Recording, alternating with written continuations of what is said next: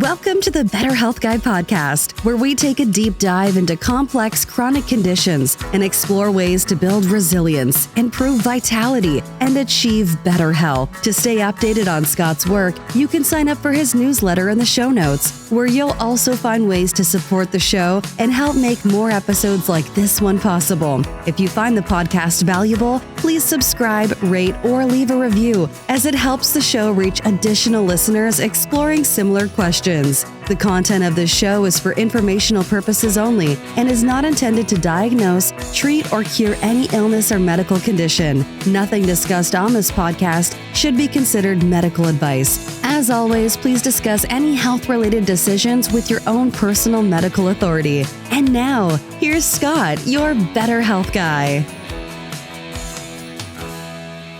Welcome to episode 235 of the Better Health Guy podcast. If you are seeking new ways to create better health, I might just be your guy. Today we explore inside CIRS Lab and the evolving science of biotoxin illness with my guest, Dr. Christian Navarro-Torres. He is a cognitive neuroscientist with formal training in cognitive psychology, neuroscience, language science, and applied data analysis. He earned his PhD in language science from the University of California, Irvine, after completing a master's in cognitive psychology at Penn State and a bachelor's in philosophy from the University of Puerto Rico. His research career has included postdoctoral fellowships at Princeton University and at Georgetown University, where his work focused on the intersection between experience-dependent neuroplasticity and clinical assessment in patients with brain damage affecting language and cognition. He is the co-founder of CIRS Lab, the scientific director of the CIRS Research Foundation, and a research consultant for the Einstein Mission, which investigates erythromelalgia and CIRS. His recent scientific work extends into environmental health and immune dysregulation, including publications and presentations on biotoxin illness, its multi-system and multi-symptom pathology, and treatment outcomes, with a particular interest in how CIRS-related brain changes may contribute to processes of neurodegeneration. Equally important, his mission is grounded in lived experience. He is a complex, hypersensitive patient who's endured serious microbial colonizations, an underappreciated and often overlooked issue in the mainstream mold illness community, alongside tick-borne and protozoal co-infections. These overlapping comorbidities created a perplexing clinical profile that demanded self-advocacy, where his scientific background became essential to navigating conflicting medical advice and fragmented care. Drawing from both his expertise and his personal recovery journey, he now provides training for physicians and clinicians on how to identify, understand, and treat those with complex, multi-layered presentations. And now my interview with Dr. Christian Navarro-Torres. I've had the opportunity to talk with Dr. Navarro-Torres on several occasions and really was drawn to the way that he blends science with curiosity, with his personal health journey and experience, and the work that he does to help people who are approaching their own recovery from chronic illness. Through CIRS Lab, he provides consulting services and offers his skills to bring new insights, interpretations, and actionable frameworks that can then be implemented by the patient working with their own practitioner. It's a great honor to have him today. Thanks so much for being here. Thank you so much, Scott. I'm truly honored to be here. I'm very excited for this conversation. Me too. I'm going to learn some new things from you today. So let's start by talking a little bit about your own health journey. What drives your passion for the work that you do today? Was it your own health challenge that was the catalyst for what you do in the work that you're doing with others? Pretty much. Yes. Maybe I'll walk you a little bit through my background, because my background as a professional, as a researcher, it has everything to do with my involvement in the chronic illness community. Before I got sick with CIRS, I was studying as a PhD student an intersection of cognitive psychology, cognitive neuroscience, language science. I was really interested in the brain from a different perspective, specifically around the idea of speaking more than one language, bilingualism, and the potential neuroprotective or influences on brain function and brain structure. So that was my area of quote unquote expertise as a scientist. And there was already important ideas that I was exploring there because with bilingualism, one of the things that we were finding, and this goes back to researchers prior to me who had really found these results or findings, is that bilingualism was consistently associated with a delay with the onset of Alzheimer's symptoms and dementia symptoms by about 5 years of a delay relative to, let's say, monolingual speakers. Now, that became a fascinating area of research.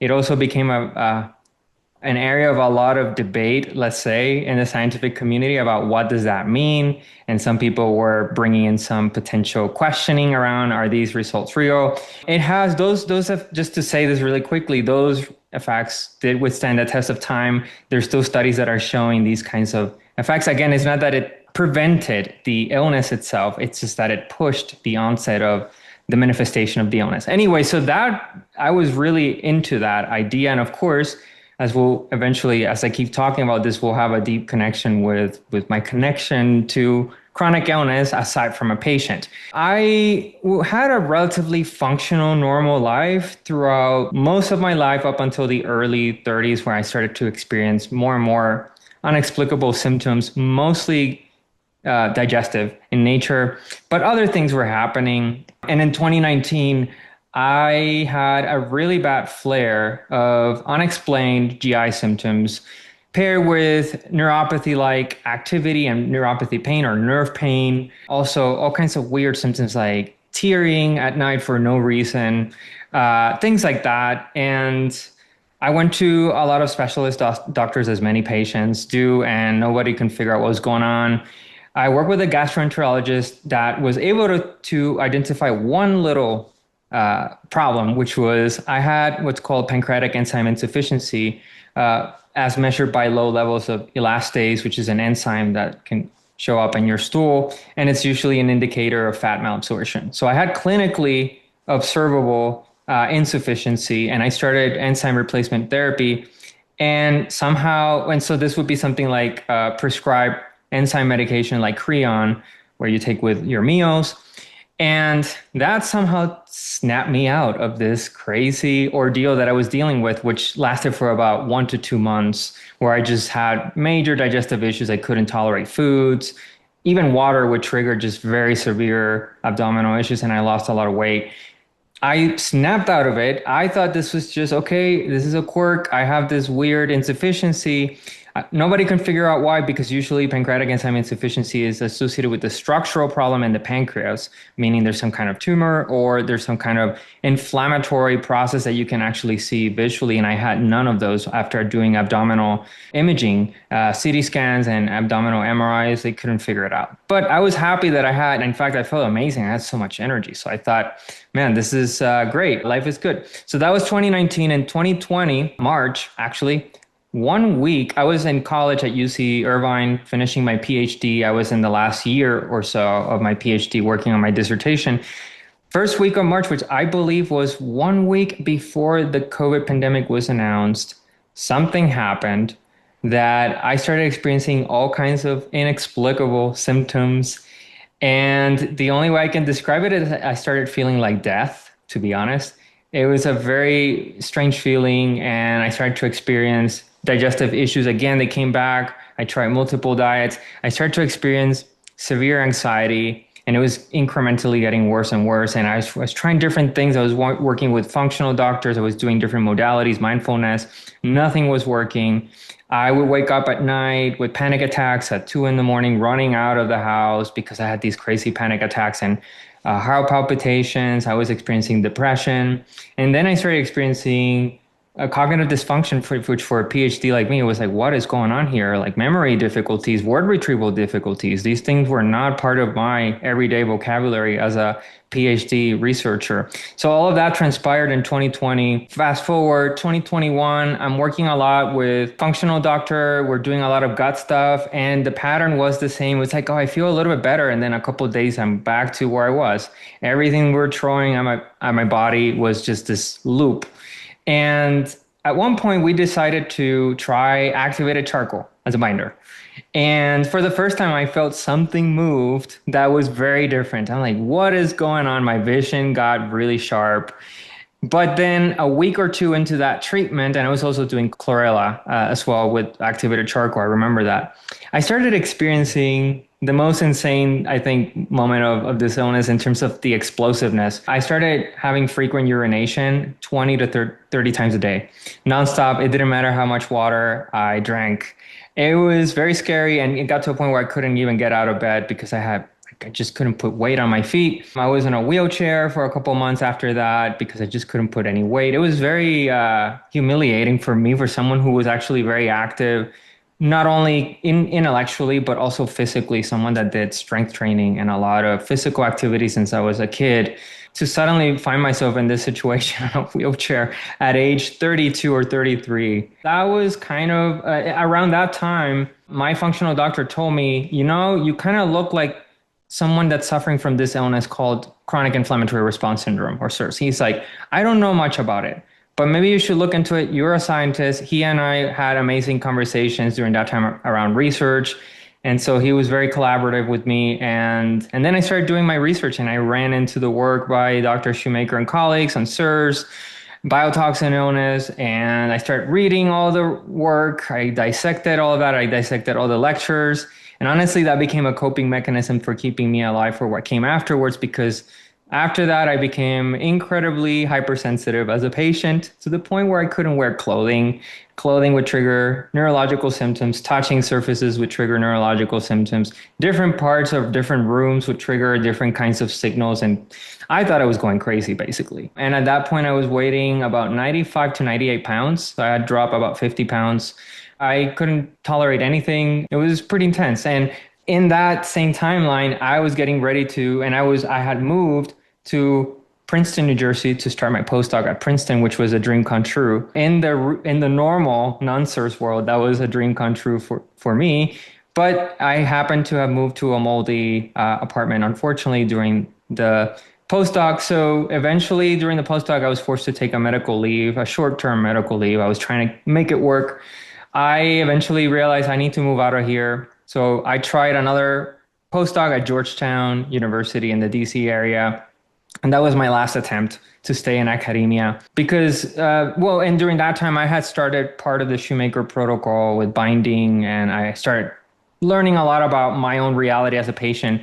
What does it take for someone like me to start moving forward even just a little bit? So with Welco or colacevilam, which is a cholesterol sequester medication, that's what I started. That was the first time I started noticing something shifting in a way that kept moving me forward in some capacity. I was able to pass the VCS test, and I know we might talk a little bit about that later. In a couple of months of doing that, so there were some good things happening, but really I hit a wall pretty fast. I would say I got maybe like 20% better, which was amazing at that time, but that was it. And I had tried to treat the nose with some Marcon stuff, even though I had tested negative for Marcons in the sinuses. I still knew there was something going on in my sinuses. I couldn't figure it out for another 3 to 4 years, and we'll get back to that later because all of this connects. But eventually, basically, I was at the postdoc at Georgetown. DC was horrible. I could not even tolerate being outside in the DC, Virginia area. It was just a nightmare as a patient. So I was forced to basically terminate my postdoc prematurely, at the end of the first year, and basically say I have to give up my academic career. That was very demoralizing. I didn't know what I was going to be doing. Thankfully, I had the opportunity to start my own business in a very humble manner, CIRS Lab. It really started just as Instagram content, making short reels, trying to capture some of the nuances about this illness that I felt were not being talked about, even in the proper CIRS communities, the Shoemaker communities. There were things that I was starting to pick up as like, wait a second, there's more to this illness than just get out of exposure, take Welco, treat Marcons. I was dealing with this on a day-to-day basis. And basically for 3 or 4 years, I just spent my time running hundreds, if not thousands of experiments to try to understand this interrelationship with what was going on with my body and how was the environment impacting that or influencing that. And so I started to just gradually do CIRS Lab and content, and eventually I got connected to the medical community. And with my background in research, lo and behold, people were very interested in working with me in different capacities. And I was very interested in participating in the research enterprise, creating, let's say, a new generation of research around biotoxin illness to really help move it into a more mainstream circle in terms of science, which I think it's one of the things that's currently lacking. And we can talk more about that later. But I just gradually made my way. And along the way, I've been treating myself. I've been working with different practitioners, both as a patient, but also as a collaborator. And now we do CIRS Lab. I'm doing a lot of research. I'm part of this CIRS Research Foundation as a scientific director. I'm doing all these amazing things that I'm very blessed to have. And just to put it in short terms, I had an opportunity to reinvent my life through CIRS. So CIRS kind of took a lot from me, away from me. And it also gave me an opportunity to do something that I don't think I would have ever been able to do in my traditional academic route. So that's a little bit of my background there. So I think we'll talk about some things CIRS and other things maybe that are not really discussed in the CIRS arena today. But I think both of us definitely appreciate and have a lot of gratitude for Dr. Richie Shoemaker and his work and bringing a lot of this to light. Certainly my journey was many years before your journey, but the whole mold and mycotoxin piece of the conversation was a big part of my journey as well. So even though we may kind of go beyond some of the CIRS protocol, I think we both absolutely have a lot of gratitude for Dr. Shoemaker. My other mentor is Dr. Neil Nathan, and he talks a lot about sensitive patients. So I'm curious, as you were going through this, did you find yourself someone who could really tolerate any treatment? Were you reactive to things that logically should have helped you? What were maybe some of the approaches or hacks that you took to move your health forward as a more sensitive patient? Amazing questions. So I'll start with the first set of questions around my journey. And keep in mind, I'm talking in a timeline at about 4 years in the making of trying to figure out all of this. But I'll go back to when I started taking Welco, because so at that point, supplements that should have been helping me were making me more reactive, like histamine supplements, for example. With Welco, and this is going to sound crazy, but just to give people a sense of sensitivity that I had, when I got the bottle for Welco for the first time, I remember opening the bottle and just opening it triggered a reaction in my body. I was like, what is going on here? And so I knew this was going to be an intense introduction for this particular supplement, but so I did a lot of microdosing everything, very gentle exposures, even touching the supplement, little steps like that. That's how I made my way into trying new things and figuring out, is this a signal that seems to me that's conducive towards moving forward, or is it a signal that's just going to make me worse and no resolution? So that was always kind of the assessment that I was trying to make based on my symptom pattern. And with Welco, I could tell there was something unique about the way I reacted to by just opening the bottle. It's like, oh, there's something really profound, but it's going to be intense.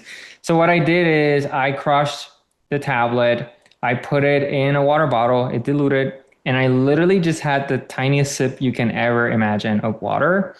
And I felt like the whole world was falling apart instantly within like 10 seconds. It's like, what is going on here? I almost felt like I was about to black out. It was really intense, a really intense experience, like nothing I've ever experienced before.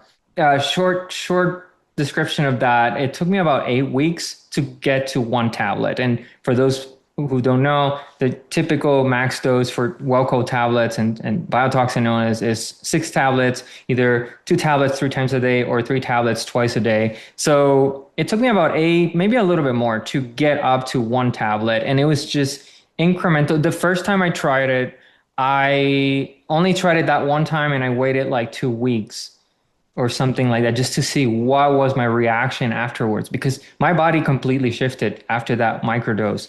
Things change, sleep patterns change, bowel movement started changing, blood flow dynamics. I would start noticing that weight standing up, and and then suddenly I started developing some intolerances to supplements I was tolerating, like curcumin was a really good example.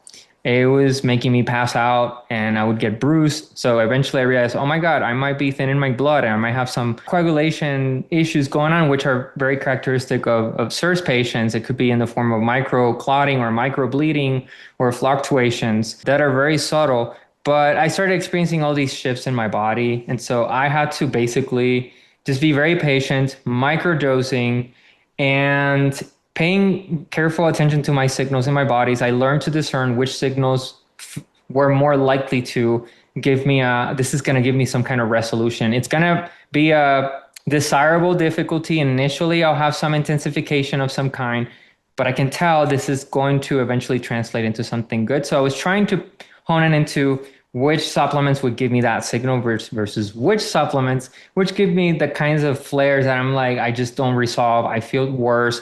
I actually feel like something really bad can happen. I'm having like a really, really bad histamine reaction afterwards. And it took me like 3 days to recover and I'm still not quite well. So trying to discern those processes. Overlaid on that, I had about 8 purifiers in a 1-bedroom apartment. This was the apartment that had mold. So I was doing insane amounts of cleaning like a crazy person at that point. Just a disclaimer, I don't do these things anymore. And maybe we'll talk about that I don't live my life like this anymore. I'm going to a past that's no longer who I am. But I had 8 purifiers. I learned through that process that the eye adapters were the purifiers of choice by far for someone like me. And I learned to understand them better. What was it that they were doing for us in the environment? Initially, I actually reacted negatively to eye adapters. So I freaked out. And then I realized that was actually not that it was a desirable thing, but it was a necessary step because of the decontamination process that was taking place with the bipolar ionization.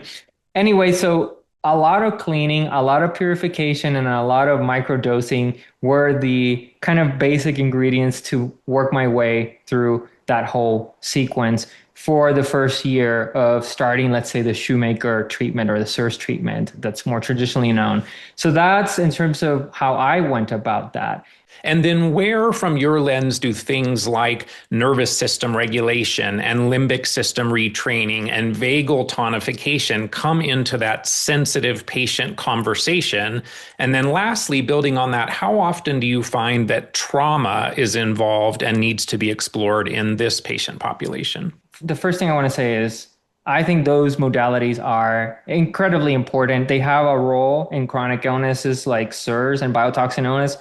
But in my experience, I mean, I was already doing a lot of mindfulness prior to that time. Like as I was getting worse in 2020, 2021, I was doing mindfulness. I was doing chiropractic.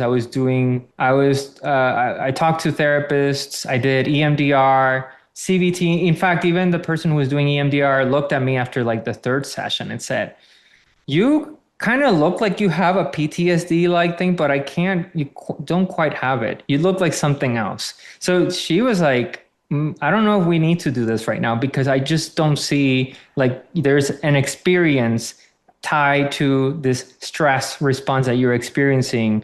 And I felt like that. I felt like these things were just not working at that time. So for me, those kinds of modalities became more and more relevant. Maybe initially a little bit just to quell things down, but it wasn't preventing what was happening, the cascade that was taking place.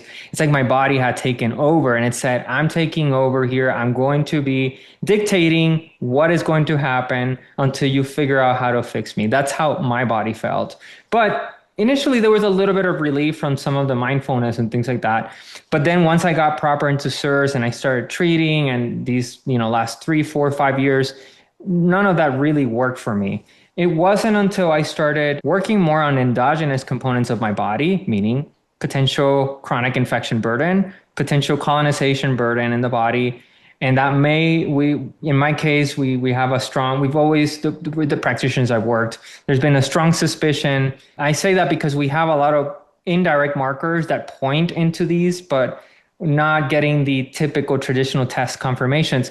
Bartonella and parasites. Both of these have always been, not always, but they became more and more readily. Like, I think you have a very, very severe case of burden around these entities and maybe something like fungal issues, because I did have a lot of fungal rashes initially. And then eventually Actinobacteria became like a huge part of this. But basically just, and we'll talk more about that, but all of this pointing into there's a lot of burden in my body that's independent from the environment. Once I started doing that, especially once I started working with parasite treatments, I felt like I was able to start going back into modalities, anything from therapy, anything from relaxation practices, embodied practices. And now I feel like I have opening into exploring those modalities. So that was my personal journey. In terms of your last question, trauma, how does trauma play a role? Well, there are some practitioners in this CIRS space that actually have questionnaires to assess early childhood trauma. And one of the things that stands out from that, just clinical observations, this is not like published work in the context of biotoxin illness or CIRS, but trauma severity as measured by these questionnaires tends to look like it's very predictive of severity of CIRS, including things like hypersensitivity. And I wholeheartedly believe that is one of different potential big contributors to that will influence how severe of an illness are you going to develop when that time comes, or if it ever comes.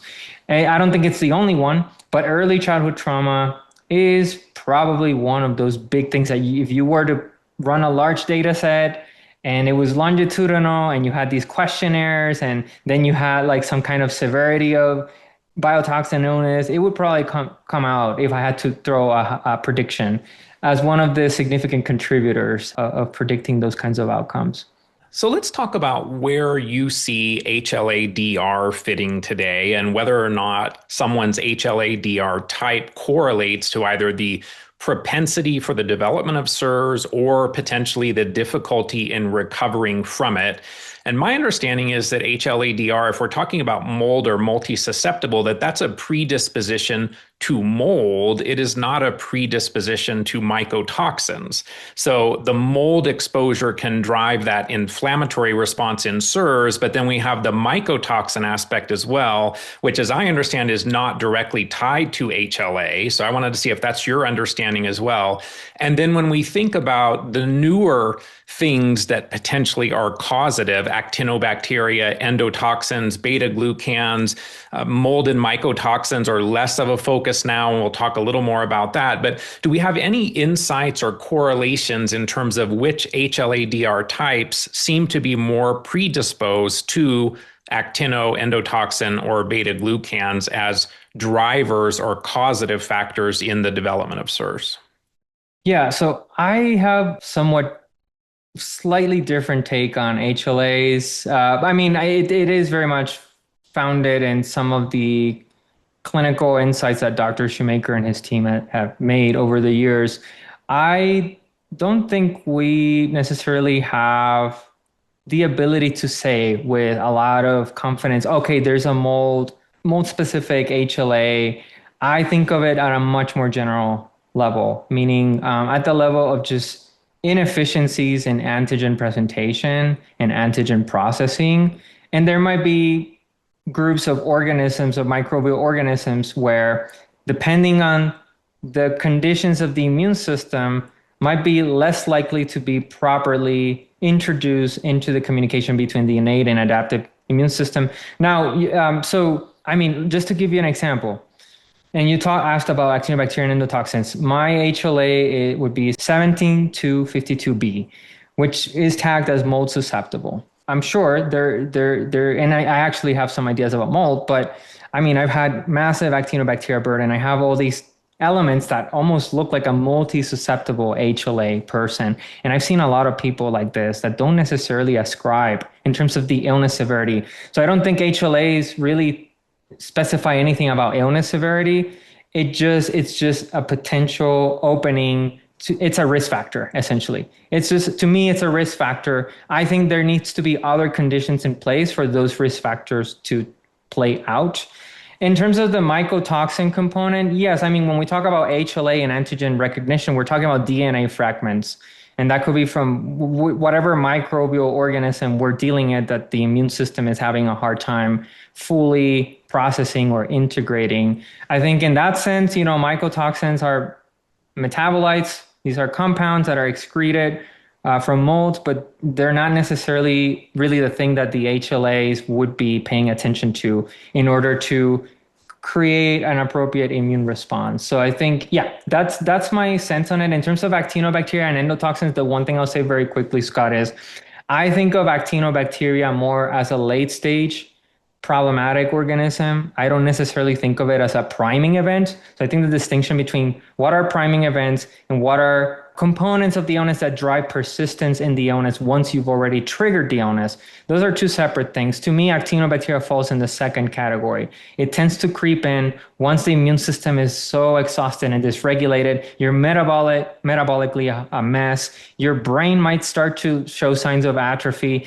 you've lost a lot of resilience by there, you've turned on CIRS, and it's been at least a couple of years, maybe many years, before actinobacteria really starts showing its face. And it's all the byproduct of downstream dysbiosis to me in the system. In that sense, I think of mold more as a likely to be a primer, a priming event, fall in the category of priming event. And I think this speaks a little bit to the tension that currently there is in the functional medical community about what role is mold playing in the illness. I think it plays potentially a massive role as a priming event. In fact, I think there's a beautiful mechanistic story here, which is ribotoxins, fungal ribotoxins are uniquely one of the very few things in Mother Nature that can disrupt RNA sequencing and these like ancient loops in our RNA activity, like the sarsen-ricin loop, which is something Dr. Shoemaker have talked about. And people don't really think about that, how that sets the stage for everything else, including HLA susceptibility. I actually think that is a precursor of CIRS. Before anything happens, it's about the ribotoxins, perhaps. So there tends to be a lot of focus on the mycotoxin detoxification aspect of CIRS. We're using binders. We're saying that that does not appear to be associated to HLA. So why do those people who are mold HLA susceptible, if that is even playing a role in the propensity to develop these conditions, why are they also unable to excrete efficiently the mycotoxins? Is that coming back more into what Dr. Chris Shade talks about, where when there's more inflammation, that we have less detoxification, and when inflammation is down, then we upregulate our ability to detoxify? What is the connection there? If it's not a genetic predisposition, why do most people that have CIRS also have an inability to detoxify the biotoxin?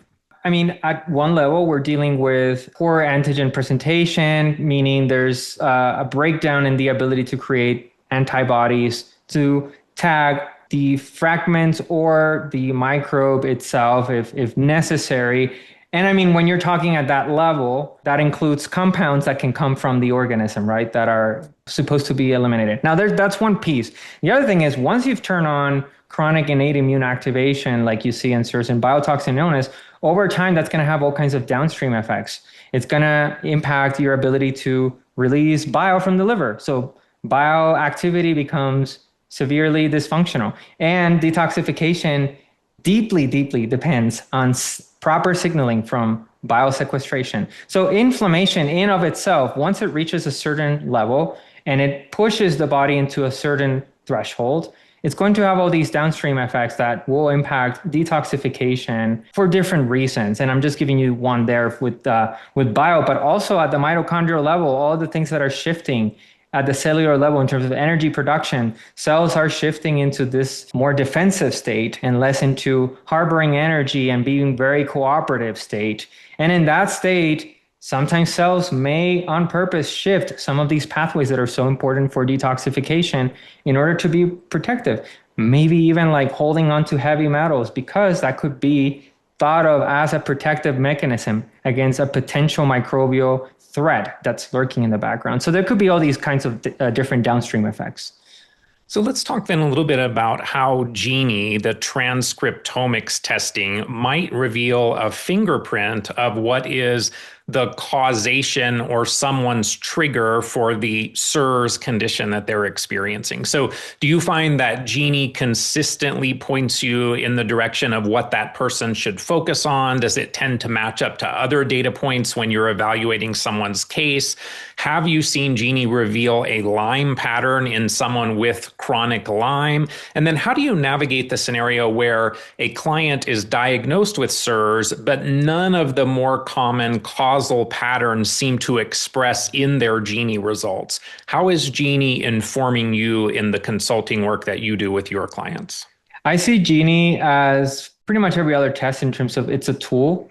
It's part of a bigger inventory of toolkits that you can use. I'm a big fan of bringing in multiple sources of evidence to figure out, to paint a picture of what could be plausibly going on. GENIE on itself, it can sometimes be helpful to generate certain inferences about what could be connected in terms of biotoxin exposure and metabolically what's going on.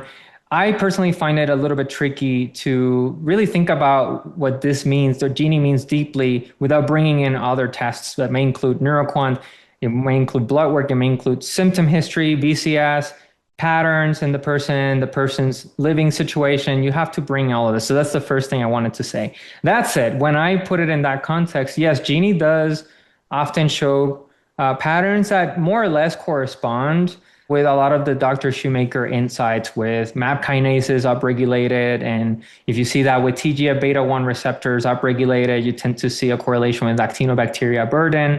You know, if you see, the toll receptors, which are traditionally thought of more as endotoxin connected, those are tricky because toll receptor 2, for example, very, very triggered by Cutibacterium acne, or P. acne, formerly known as P. acne. That is well established in the literature that P. acne or C. acnes is a very strong stimulator of toll receptor 2. So you have to be very careful there. But if you see something like CD4-14, you're thinking maybe endotoxins, at least initially, if someone is early in treatments.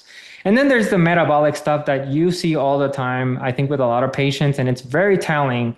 I think the GENIE is a useful tool. I don't think of it as a diagnostic tool. I think you need other pieces.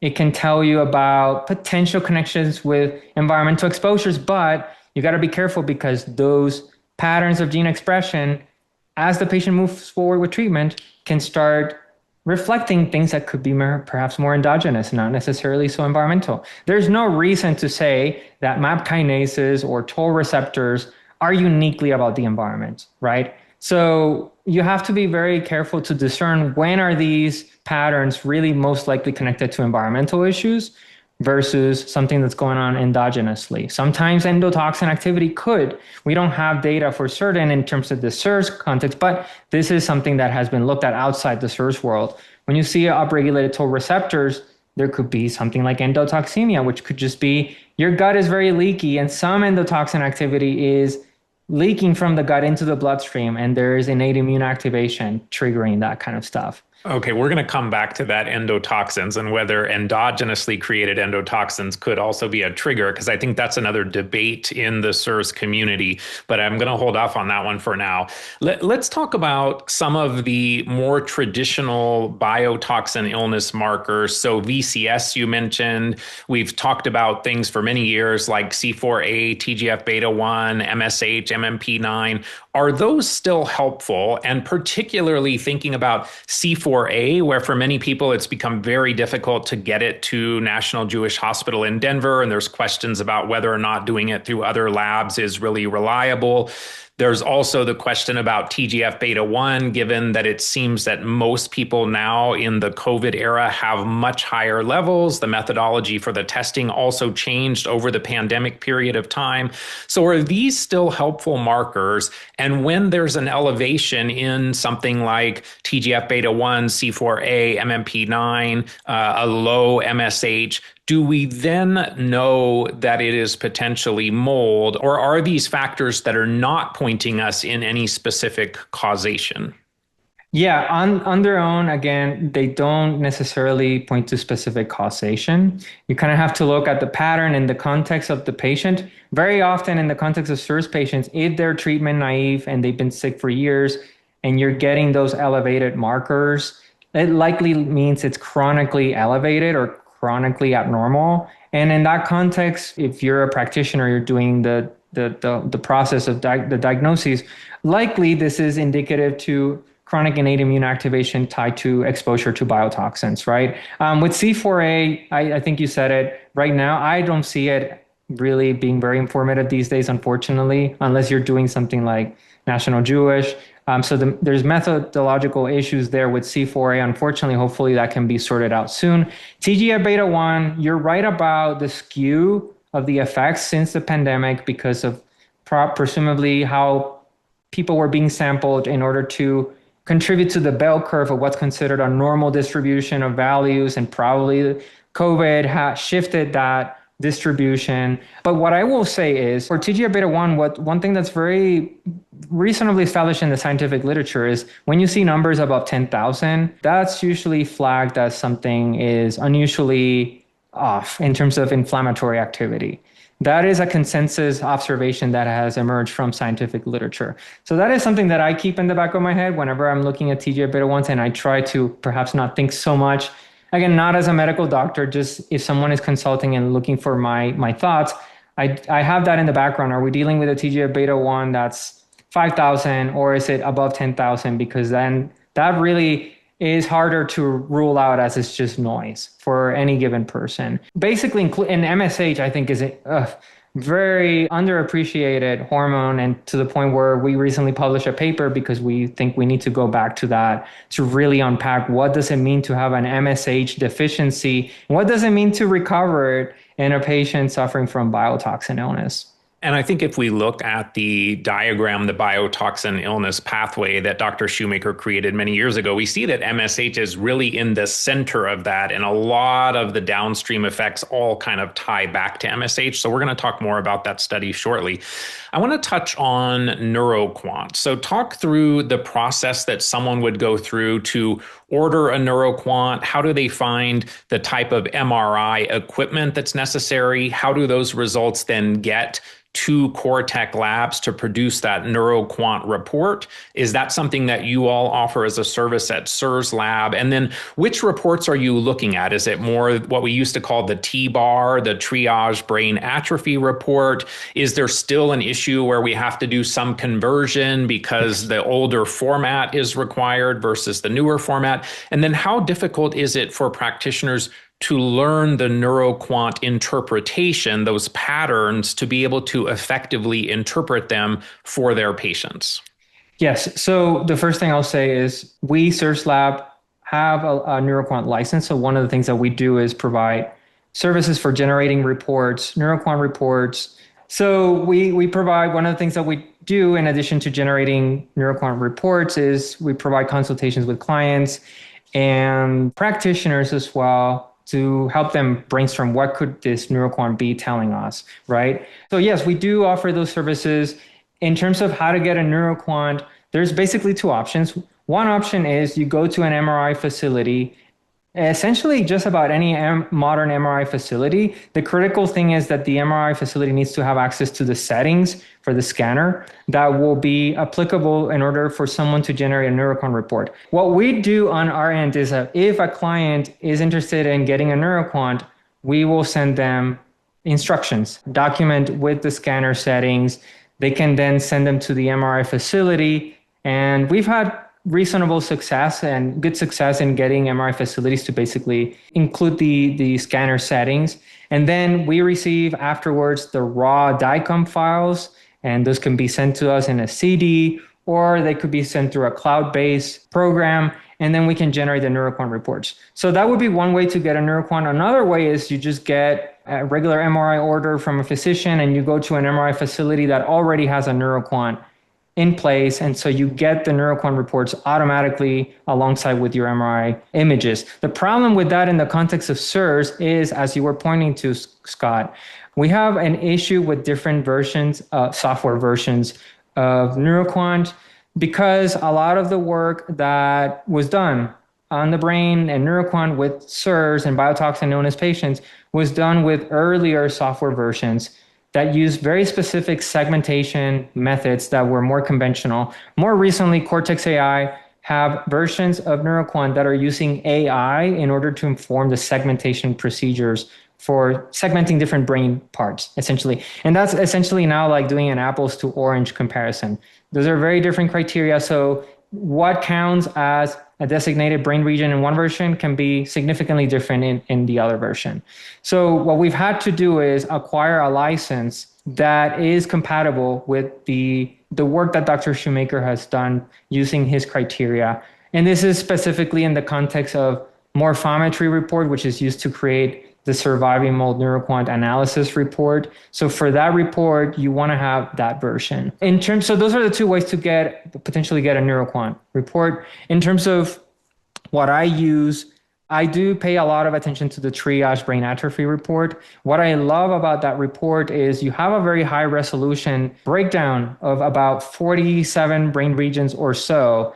And these are, ranked ordered relative to healthy people of your age and gender. So there's a matching there. And it's completely blind of something like CIRS or biotoxin illness. So if you see abnormalities that are consistent with Dr. Shoemaker's criteria, let's say on the morphometry report, and then you see converging evidence in the triage brain atrophy report, that to me really elevates the confidence. And this is not a fluke. These abnormalities are not subtle. These abnormalities, we need to pay attention into them, and they're likely indicating something that is serious here for the patient.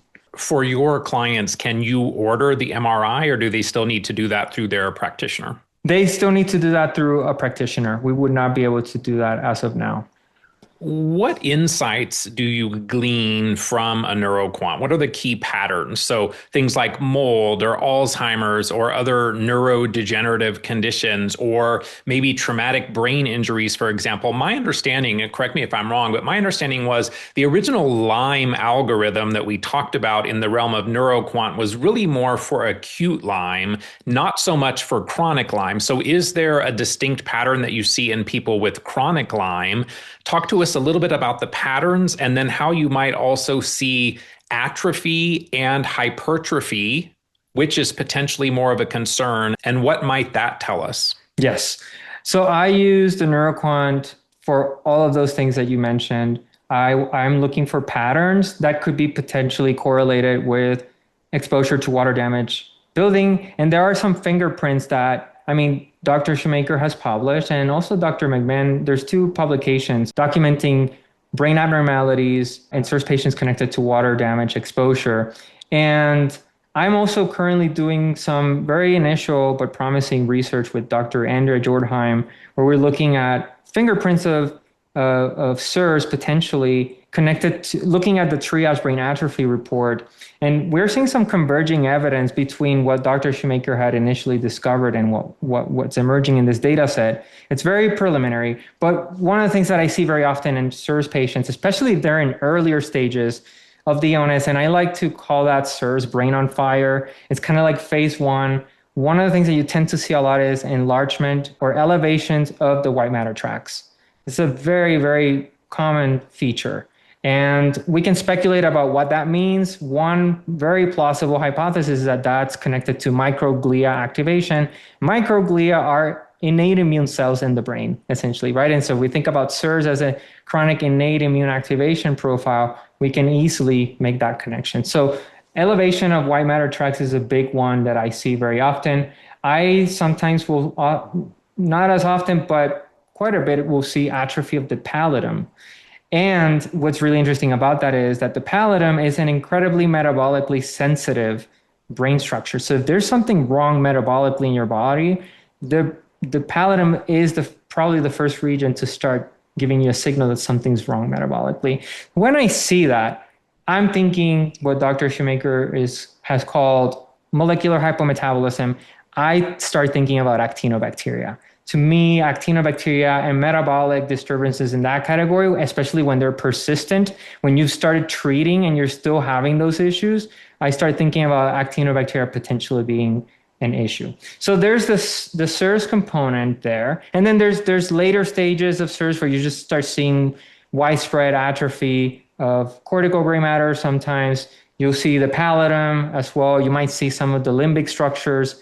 start shrinking as well. So then that can be more later stage. Once again, the body's more depleted, the brain is running out of resources and things like that. In addition to CIRS, I will look for patterns, especially using the triage brain atrophy report, to see is there any evidence of a potential traumatic brain injury history. And very often we will find that with CIRS patients. And when you start asking them, yep, they have the profile, they've had something even when they were like 5 years old. I had a head injury when I was 10 years old, and I did my first neuroquant when I was 35 years old.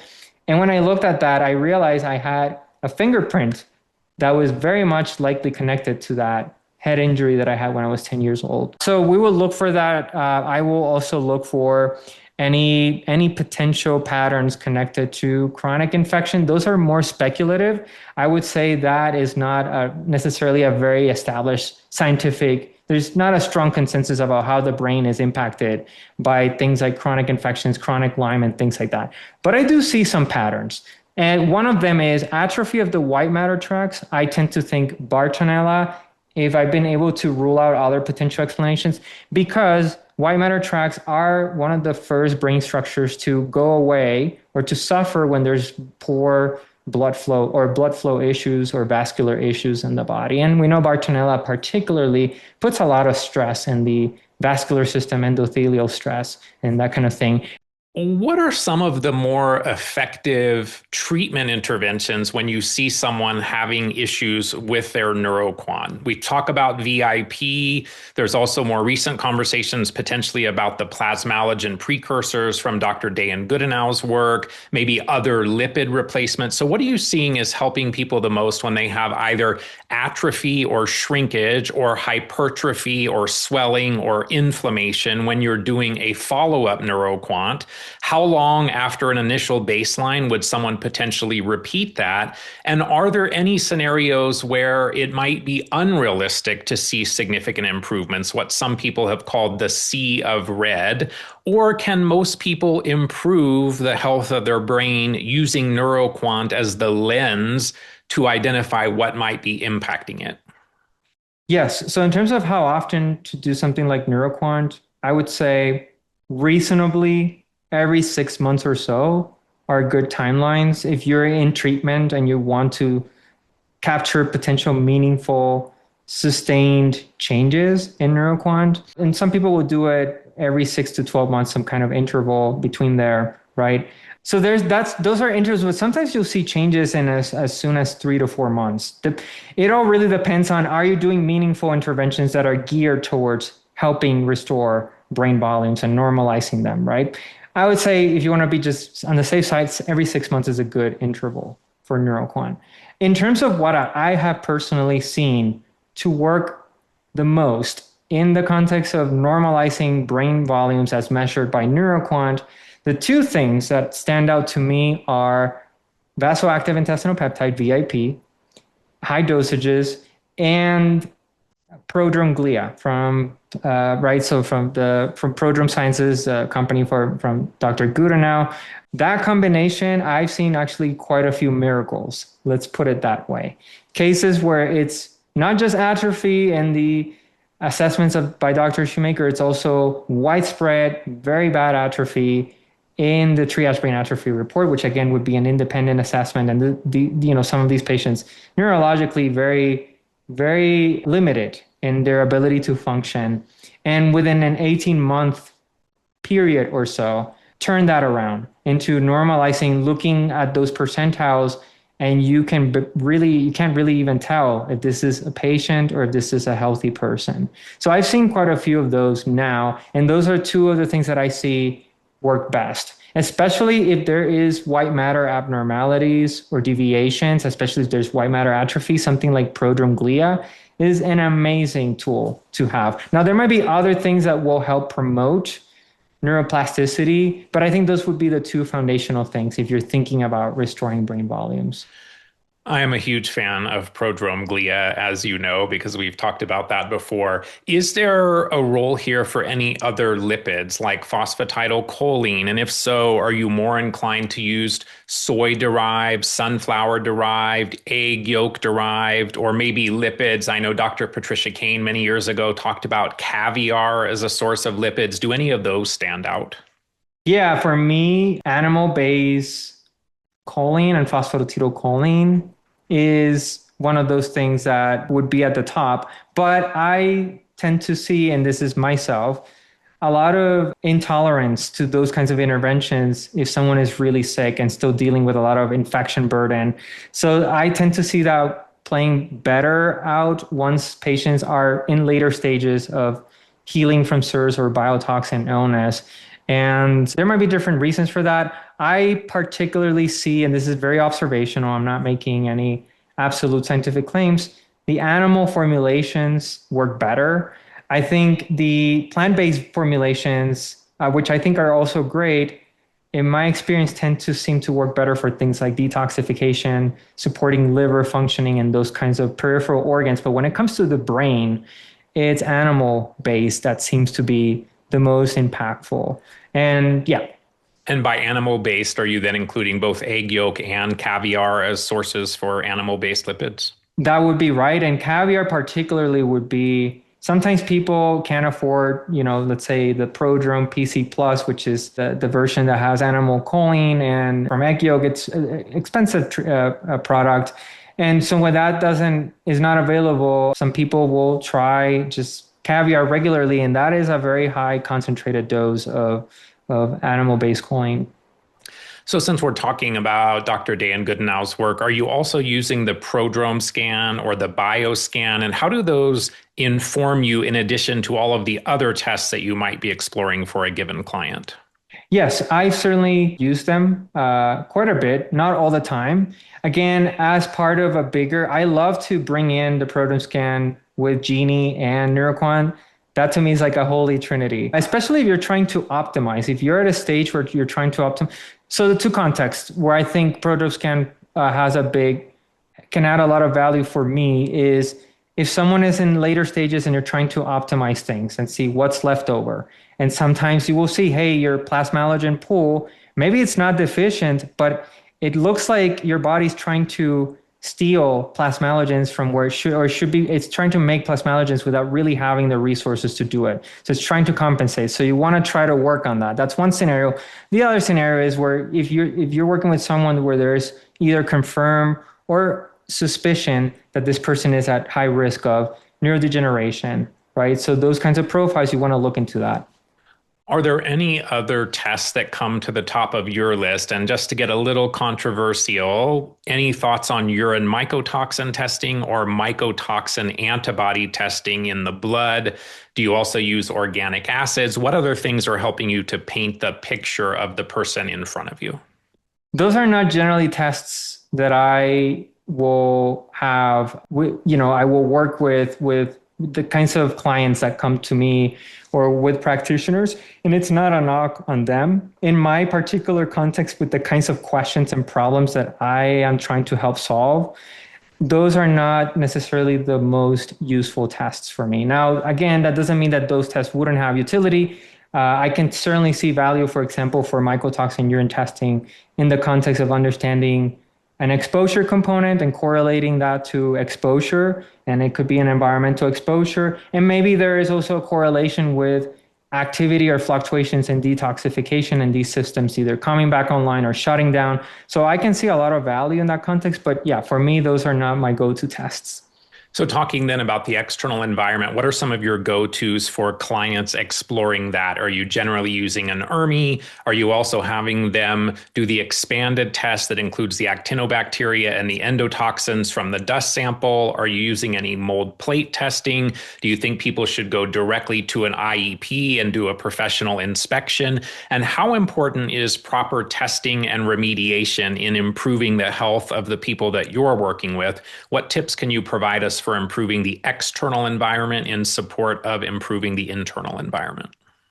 Yes, I'll answer the last part first. I absolutely think that proper remediation is incredibly important. It's foundational. With the current landscape of how we build and how we construct, I think that is a critical piece. The other thing I will say that I think it's important, especially for hypersensitive patients, you want to think about the ecosystem more generally, not just the house. What is the environment in which that house is placed? And I had to learn that the hard way as a hypersensitive patient.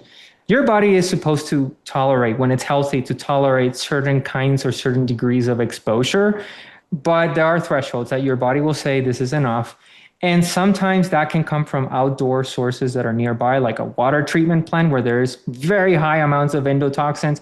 So you want to have a lot of conscious thinking, informed decision thinking, not just in terms of the house, but also in the vicinity nearby. What are the things? You have like a lake that has high cyanobacteria. You have a water treatment plant. Like, is this like a place that's prone to a lot of flooding, historic flooding, and things like that? So I think those things are all very important. In terms of testing, a lot of clients will bring in their own environmental tests. So I do work a lot with environmental tests, understanding that they're not absolutes or absolute answers to a potential underlying problem. They're more like proxies, right? To start getting a sense of what could be a potential issue. I think in general, I find it useful to always have a hurts me too available, just because it will kind of start giving you a sense of, well, if these numbers are not good, chances are there's a lot of correlated issues with this house. If you have a hurts me too of 14, 15, 16, or, even in the gray zone area, 12, 13, and then you start looking at the species, you start generating some questions. What's going on here? Is there active water intrusion? Is it something residual? Now, when I'm working with clients who have a profile where Actinobacteria seems to be a big problem, and there are symptoms, there are patterns that I'm going to be looking for that tend to show up in that context, then I will start talking about the possibility of maybe you should consider doing Actinobacteria testing. And there's different kinds of tests that you could do there. Obviously environmental, there's skin, there's also sinus, which I think we'll talk about in just a moment, which we are feeling that in some ways might be more important to look at in some clients. So I think just to underscore the importance of what you just said about thinking outside of your building, I had recently done an ERMI. The Hertz Me 2 was a 4, but there were 2 spore equivalents of Chaetomium, which kind of, for me, was like, where's that coming from? So I did a Hertz Me sample outside on the gutter downspouts after having fairly recently remulched around my house. And the outdoor Chaetomium was 23 spore equivalents. So that was an interesting find that I've heard John Banta and others talk about Stachybotrys and cardboard and all that kind of stuff outside. But I don't know that I had thought about it as much as I do now. So totally agree with you there. Would you say that CIRS is more about immune compromise or about immune dysregulation? Do we need to boost the immune system? Do we need to modulate the immune response? How do we modulate or soften or balance or create more tolerance with that innate immune system while also supporting the adaptive system? Is it that the immune system is weak, or is it that it's confused and maybe not discerning enough? And then what's the crossover between immune dysregulation that we see in CIRS and autoimmune conditions? Does the immune system eventually become so focused on the environment outside of us that then it's less focused on the environment inside of us, and potentially then leading to the increase of these microbial burdens? I think of CIRS primarily as an immune dysregulation problem. And one way I like to talk about that as an analogy is your attention system and how your attention system works for you. Attention is all about selectivity. It's about paying attention, prioritizing one thing at any given point, and doing it in a way that's relevant to the situation at hand. Your immune system works very much like this. It should know what to pay attention to, when to pay attention to, and how to go about that, right? So to me, CIRS is fundamentally a breakdown of the attention system within the immune system, where you have the chronic elevated innate immune activation. Adaptive immunity, at least initially, might be a little bit underwhelming in terms of being a little bit too silent, more than what it should be, right? And part of that is presumably because of the handoff. And so what we think, or what I think happens over time, is you're priming that imbalance between the innate immune system and the adaptive immune system.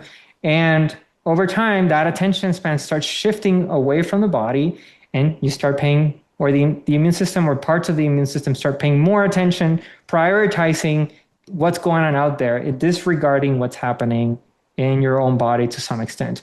And that's, I wouldn't say it's strictly speaking immunocompromised in the traditional sense. We're not talking about an HIV patient or someone who's undergoing chemotherapy, where these people, they're in imminent danger, like they can die imminently if they're not protected properly. But there is an element of immune compromise, especially for long-term CIRS patients, where there's depletion of resources. Again, you start seeing more metabolic issues. You might start seeing more brain atrophy.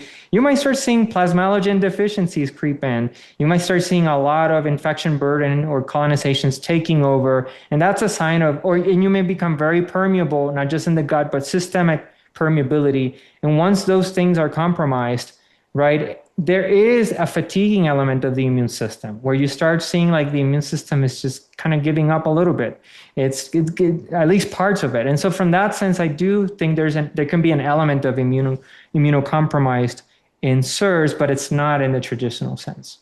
And would you say it's reasonable then that lack of immune discernment, that immune confusion, maybe the increase of microbes within us because of the focus on the external environment could also then be a reason why we see autoimmunity that is then kind of diagnosed in people, but really it's more the immune system responding to that increase of microbial burden?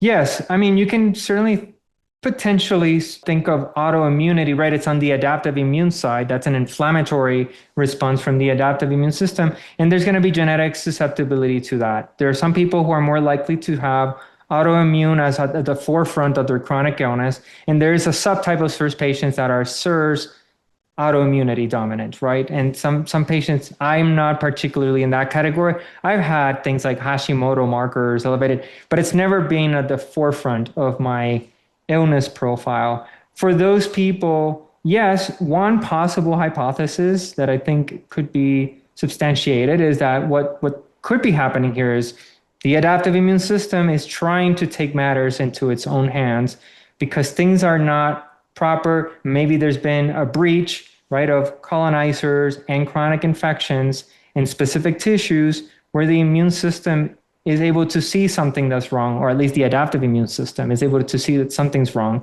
and then participate in the attack, even if it means attacking our own tissues. So can we say then that addressing the environmental factors allows the body to better respond, more appropriately respond to the microbial overgrowths, and that addressing the microbial overgrowths also takes some of the burden off of the immune system? So maybe doing a combination of both, working on the external environment while reducing the internal microbial burden is the optimal approach. But when in the recovery timeline would you focus on the external environment compared to the internal environment? Can we start to work on those microbial burdens in parallel with mitigating the external environment? Great question. It's a bit of a yes. In my personal experience, starting with the environment is the place to start. With the types of clients that I work with and with myself, my version of this illness, what I tend to see is you will throw all kinds of treatments for suspected infections. And it's almost like, again, this endless loop. They keep coming back. And it's only until you start disrupting the right layers that start with the environment, you start bringing, it's not about having a perfect environment, it's just lowering signals from the environment to start allowing the immune system to shift its attention inwards, right? So by that logic that I just laid out, what we want is to compel the immune system to start shifting away from what's going out there to what's going inside me. So from that perspective, treating the environment first, then this is where something like Actinobacteria can come in as a middle step, not as a final destination. If you're someone that has very high Actinobacteria burden in the body, and there's different ways to test for that, that, in my experience, seems to be a critical step at lowering the burden, not eradicating, lowering the burden to then set the stage for the deeper problematic organisms that tend to be tick-borne infections and parasites. You recently published a paper in Frontiers in Endocrinology with Dr. Peg DiTullio. Congratulations on that. The paper was titled Clearance of Multiple Antibiotic-Resistant Coagulase-Negative Staphylococci is Selectively Associated with Higher Circulating Alpha-Melanocyte-Stimulating Hormone in Patients Evaluated for Chronic Inflammatory Response Syndrome. I'm glad you guys picked a simple title. So let's talk there about what that paper showed. Was there an association with MSH levels in someone that had or did not have MARCoNS in that study? Was everybody in the study MARCoNS positive at the onset? What was the protocol that was used? It looks like those that were MARCoNS positive on follow-up still also had an increase in MSH, but not as significant as those who are negative. So why would we potentially see that? What was the percentage difference of MSH in those two groups or two time points? Did any other markers of biotoxin illness show improvement? And do you feel that the paper supports the statement that clearing MARCoNS dramatically restores MSH or not? Starting with the last question, no, I don't think the paper makes a definitive claim support of that claim because this is a correlational analysis. So strictly speaking, from a scientific perspective, what we're doing in this study is documenting a correlation that's it's statistically very robust. It survives scrutiny from our end, and that has clinical utility as well. But that's as far as this paper goes in terms of making strong claims about causation. I want to lead with that because it is a limitation of the study, as every study has its own strengths and limitations. So in terms of the study, yes, we looked at 188 CIRS patients working with Dr. Margaret DiTullio, also known as Peg DiTullio, at her clinic. And these were all cases of people who had tested positive for MARCoNS at a baseline time point. And around that baseline time point, different assessments were made, including assessments of MSH, MMP9, and VIP levels in the blood. And so what was looked at is a follow-up assessments of those exact same markers after undergoing an intervention of MARCoNS treatment for at least 6 weeks. So in terms of treatment duration, that varied from patient to patient. And that's something we couldn't control for because this is an observational study. This is how things just happen incidentally, and we're trying to take a snapshot of that.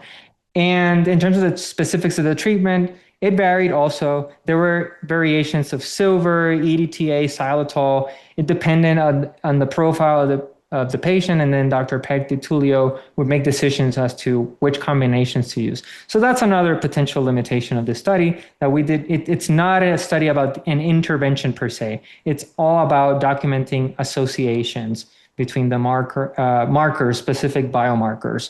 And what we found was that, number one, as you alluded to, we saw let's say improvements, or we saw significant changes in MMP9, VIP, and MSH, regardless of whether patients had cleared MARCoNS at the follow-up assessment or not. And that's really important because that's speaking to a more general idea that treatment around CIRS, there's something to it.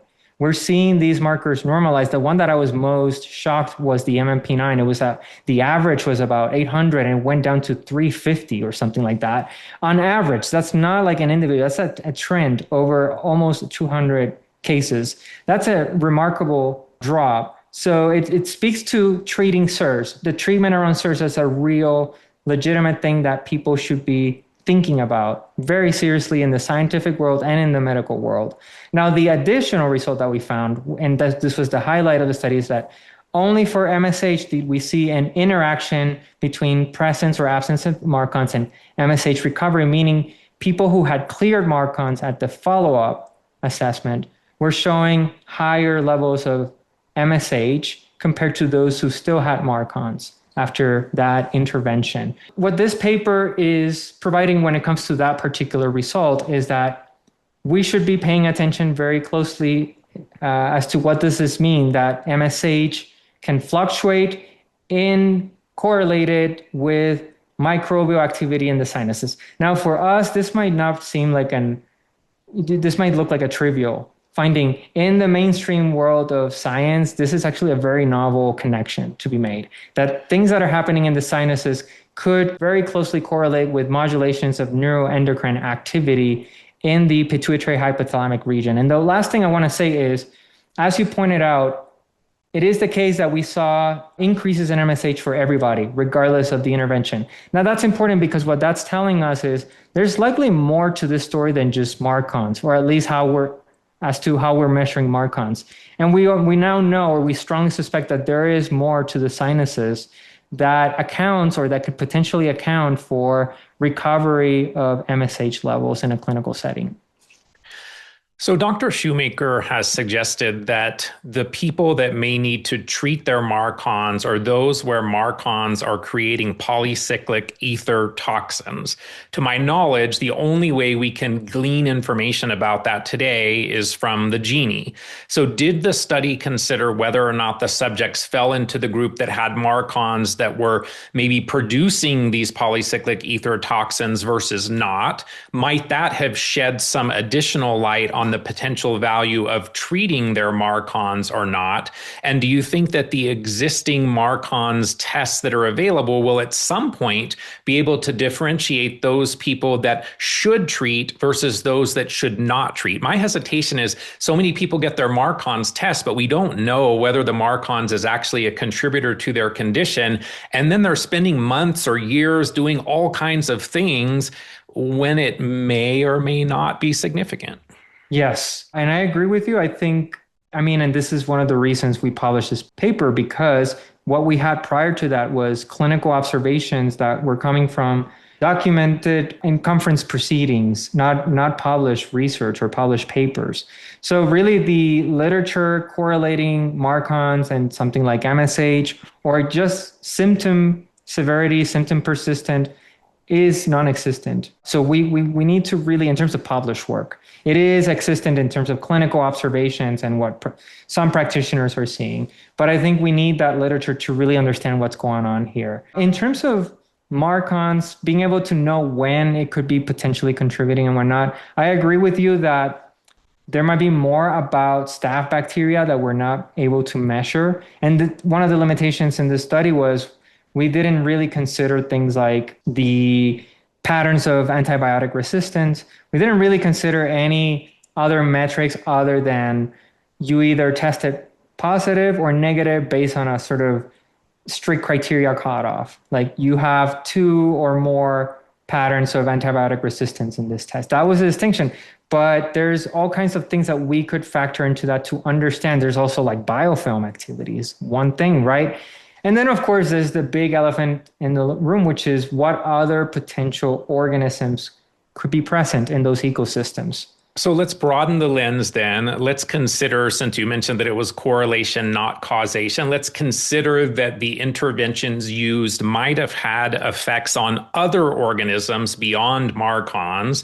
So talk to us a little bit about the microgen DX sinus key. What are the patterns that you've seen from that testing? Are you seeing any actinobacteria in the sinuses? Do you see any fungi in the sinuses? Are there potentially a broader list of contributors that will lead to other therapeutic interventions? And how are you addressing the many microbial overgrowths that potentially are found in the sinuses? How do we maintain the sinubiome? Yeah, so we started, and this is work in collaboration with different practitioners. I'm going to mention them because I would like them to be acknowledged. Dr. Andrea Jortheim, Dr. Lacey Venanzi, and Dr. Lauren Sparks. These are CIRS practitioners that have all participated in some form or another looking into this and trying to figure out, because they all knew there's something more to the sinuses that what we've been picking up on. So the sinus key test is a DNA-based test that allows us to quantify the relative abundance, right, of organisms, and it speciates the nasal biome more generally. So it's not just looking for staph. We can see anything from fungal stuff to gram-positive bacteria to gram-negative bacteria. And so once we started looking into that, by the way, this started with me as a self-experiment, a sample size of 1. When I looked into Sinus Key, my own results, what I saw was 3 species of Actinobacteria, starting at the top with C. acnes or P. acnes as the dominant species, way like too much dominance. Corynebacterium tuberculostericum as second, and then an unusual I think it was a Cutibacterium species that's very rare, but was there in low levels. And then Staph epidermidis, which is a staph bacteria that could be Marcans, but could be just a commensal. That was my entry point to this, like, wait a minute, there's more to this. So we started putting together pieces of what if we start doing trying intervention modalities that cater more to Actinobacteria, because these people still have low MSH. They still have fatiguing metabolic issues. They've been doing treatments and they just don't move forward, right? And so that's the initiative here. It's not just, do you have something like Actinobacteria? It's what's the profile presentation? Are these people stalled? Are they not responding to any of the other treatments? This is what warrants in our heads to start looking more carefully into this. So Actinobacteria emerge as a very primary suspect here as potential problematic organisms when they're too high in the sinus biome, where they're too abundant, specifically C. acnes and C. tuberculostericum. There could be more Actinobacteria participating. We don't know for sure. We're currently doing data. We're looking at different data sets to try to understand those things. But that's what we started seeing with Actinobacteria as a very common organism present in the sinuses of a lot of these patients who were stalling. Now, in terms of clients that I work with, I do see sometimes fungal DNA traces, and sometimes it tends to look more like from the environment, maybe there's some spores, and then they can get cleared out with like rinsing protocols or things like that. But sometimes you do see something that kind of looks like a potential colonization issue. What's really interesting about that is you do tend to see, or I do tend to see, when I see the profile of fungal colonization, you also tend to see high Actinobacteria activity in the sinus key. So there's an interesting correlation between those two. And then the last thing I'll say is there's all kinds of interventions that we're trying to develop around addressing this. We are seeing some results, myself included. I'm, again, a sample size where for the first time started working around Actinobacteria and lowering those numbers. For the first time, my MSH went from less than 8 to 21. It's also correlated with significant symptom improvement in certain areas. And so there's been all these really good things that happened for me. There's other cases where this has been the case as well, but it's still very early. We're still learning about this. So let's talk now a little more about actinobacteria and endotoxins, which now are said to be 42% and 28% of CIRS causation based on GENIE testing. We've already talked about the fact that even though GENIE now suggests that mold and mycotoxins is only 7%, that you do still see that as more primary. We touched on the fact that you tend to see actinobacteria as something that happens later in the process in someone who's maybe more compromised. But once it's impacting a person, how important is it to address the actinobacteria in order to restore their health? Do we need to focus first on the tigers, and then what some might see more as the secondary contributors will sort themselves out? Does treating actinobacteria really symptomatically move the needle, or is it more of a prerequisite to then get to later addressing the tigers? Great questions. I think it's a little bit of both. It is, in my experience, for some cases, it is a necessary prerequisite in order to move forward to doing work like treating chronic infections and parasites and benefiting from something like VIP. I do think that is on the table for some people. And it's also, the thing about Actinobacteria, it's such I think, a misunderstood organism in general. I'm not just talking about our communities. And I understand why. And I think Actinobacteria, at least human Actinobacteria like C. acnes, they're commensals in our skin. But again, when there's been so much breach with permeability, immune dysregulation, these are organisms that are very opportunistic, and they happen to go for parts in our bodies that are very immune tolerant. So that is one thing that's really important to understand. They don't like to trigger the immune system that much. They like to hide and try to get away with as much as possible without causing a lot of trouble, at least obviously. And one of the things that, again, I alluded to this earlier, that you tend to see with people with very high Actinobacteria burden is a lot of metabolic issues, a lot of what I call the dreaded zombification symptoms.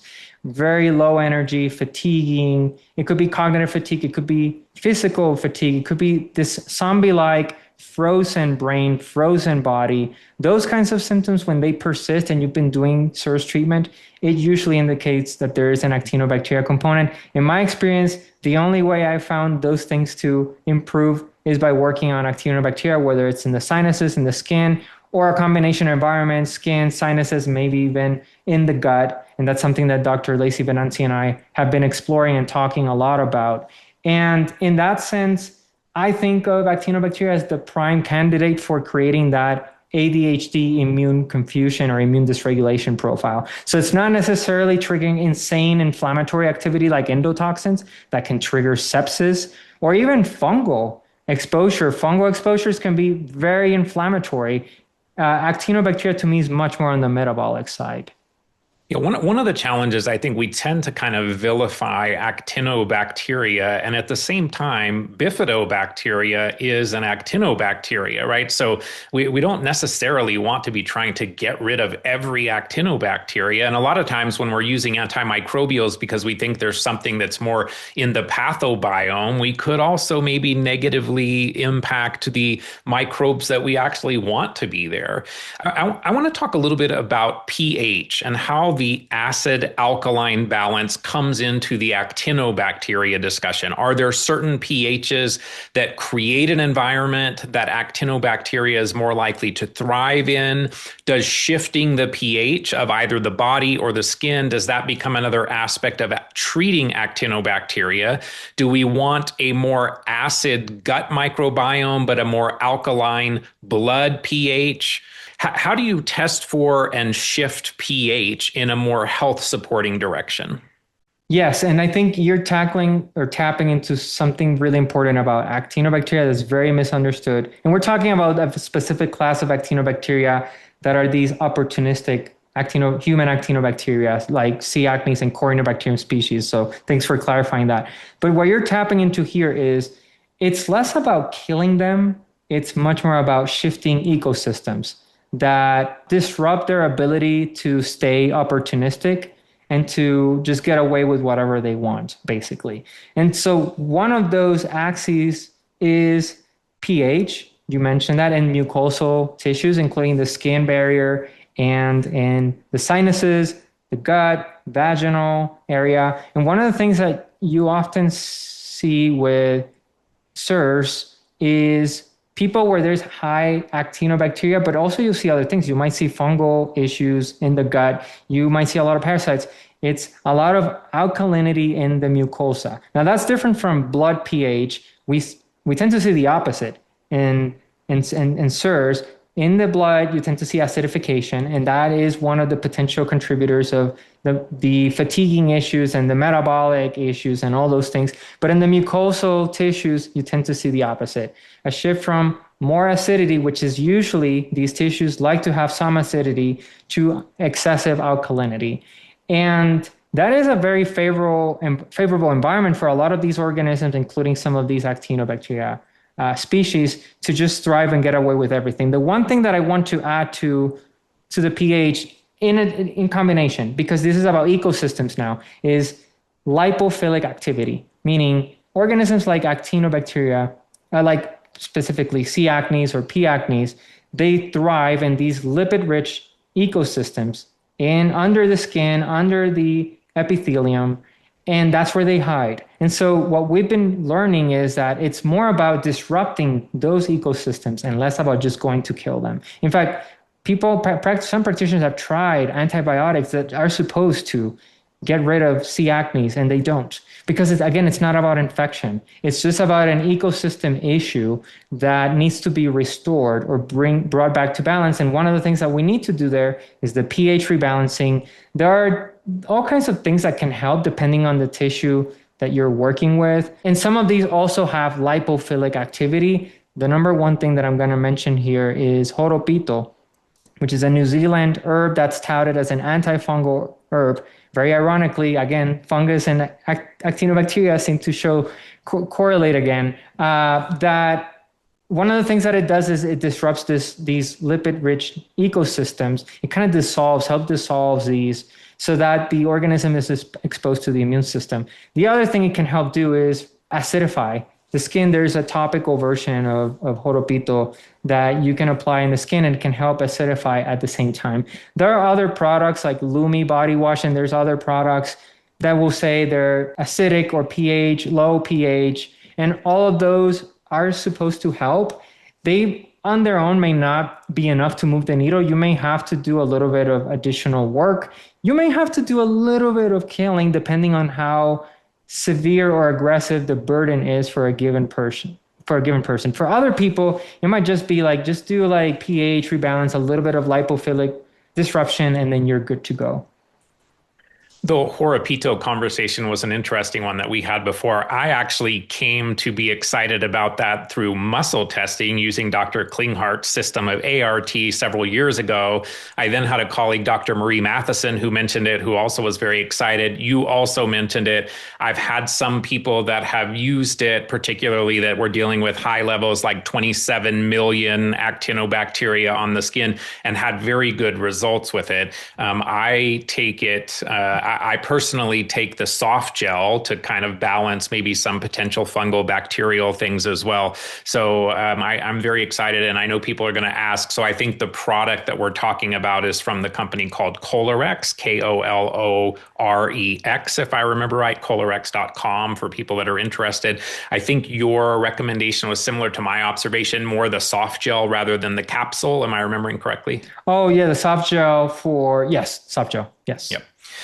So endotoxins come from gram-negative bacteria. They can also be a contributor to CIRS. Would you say that when they're present, that those are more primary than opportunistic? What are the common sources that you see in your clients? I know in the lab testing, we're generally raising some concern when the levels are 100 or above. And then coming back to what we talked about earlier, do you think that all endotoxins that could be contributors to CIRS must come from the external environment, or can they be endogenously created in our own microbiomes and still be a trigger for CIRS? And then while someone is aware of the fact that they have an endotoxin issue, but they're still trying to identify the source, would you also then consider an endotoxin binder like cholestyramine or cholesevelam? Yes, in terms of what role do endotoxins play, I think the jury is still out how to think about endotoxins. But if my educated guess is that endotoxins might also be a little bit more on the side of they become a real big problem once you prime CIRS. I'm not so sure about thinking of endotoxins as priming events again. However, if you have an environment with a lot of fungal burden and there's a lot of ribotoxin injury, and you have something like endotoxins, they can become a significant amplifier. That's how I think about them. So I don't necessarily think in terms of, oh, this is a priming event in of itself. In terms of whether, can they play a role endogenously and not just externally? Absolutely. And I mean, there is, again, an entire literature on neurodegeneration documenting endotoxemia in Alzheimer's patients and Parkinson's patients. And this is, whether it's coming from the environment or from bacteria, well, it's still the same problem if you're permeable enough in your body. The problem with endotoxins is more about permeability. If you're permeable, what starts happening is these start crossing into the bloodstream. Our innate immune system evolved to trigger an insanely aggressive innate immune response that can kill us, and that's called sepsis. And it's very specific to endotoxins. So this is really about immune overactivation and then making sure that those toxins remain in the gastrointestinal tract. The digestive tract is actually meant to hold on to quite a bit of endotoxin activity. And there's studies that show that if you just inject tiny amounts into the bloodstream of healthy people, you're going to get things like cognitive dysfunction. You're going to get things like depression, mood dysregulation, and things like that. And that can linger for hours. So I think for me, when it comes to endotoxins, it's more about how permeable is the person, because if a person is very well in terms of the barrier strengths and the skin and the gut and all these tissues, they're going to be much more resilient to something like endotoxins. But to answer your question, it can come from both. There's nothing that would say that it's only from the environment. If someone has a compromised digestive tract in terms of permeability, activity from gram-negative bacteria in the gut can be contributors. And it's very interesting because you're the first CIRS expert that I've spoken to who has given that some acknowledgement. It's always been a question in my mind. How would the body know the difference? I know there's many different kinds of endotoxins based on what they're coming from, which bacteria, but I've always had that question. So I'm happy to hear that you think that it's possible that we need to be thinking about those endogenous production of lipopolysaccharides or endotoxins as well. And then let's go into a little more on the binder piece, and then you can tell me whether you also think that there's a role for cholestyramine or cholesevelam or charcoal in the endotoxin binder space. But what are your thoughts about natural binders in CIRS? So for the most part, we talk about cholestyramine and cholesevelam or Welchol, that they have a positive charge where natural binders tend to be more negatively charged. So is charge the only property of a binder that leads to it being able to bind and help remove a toxin from the body? Do you see a role for natural binders in CIRS? And if so, what are some of your favorites? Yes, I do see a role for natural binders. I mean, I've done them. I do think the order is very important to pay attention to the order of when you use them. In my personal experience, when I started with charcoal and chlorella, unfortunately, that sort of opened a cascade of problems. And I took that as an interpretation that my body was not ready to engage with those kinds of natural binders, that I really needed to start. In my case, I needed to start with something like cholesevelam, which was more selective for bile sequestration and not like heavy metals and chemicals and everything at the same time, right?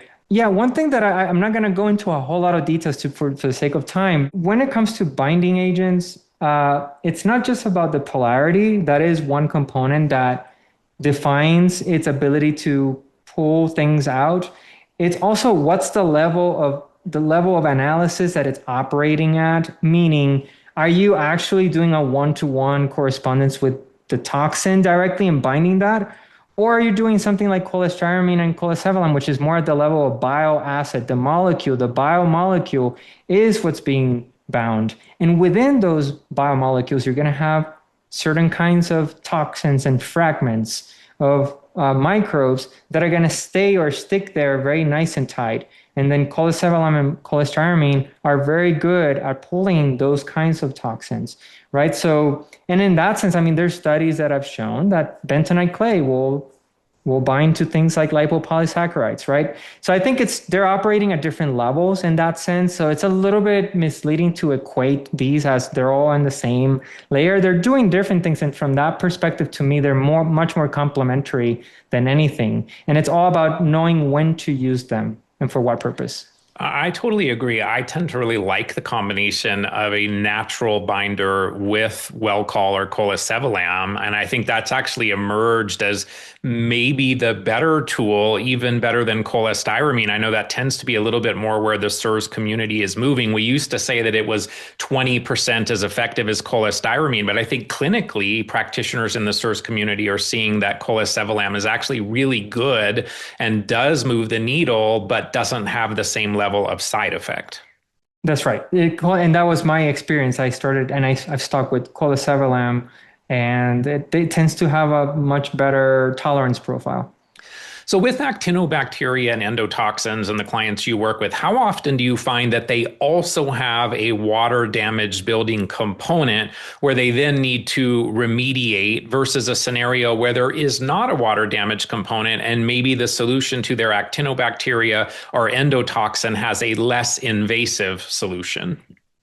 That is a great question. And I have not thought about that carefully, but I can tell you that I would say about 8 out of the 10 clients that I would see on any given point are dealing with, and there's selection biases here, let's say that, right? With the kinds of people that are more likely to come talk to me are probably going to have these kinds of problems. So this is by no stretch global estimation of any kind. But for me, roughly speaking, 8 out of 10 people that I see on any given moment will have an actinobacteria component that to me seems clearly to be primarily in the body endogenous.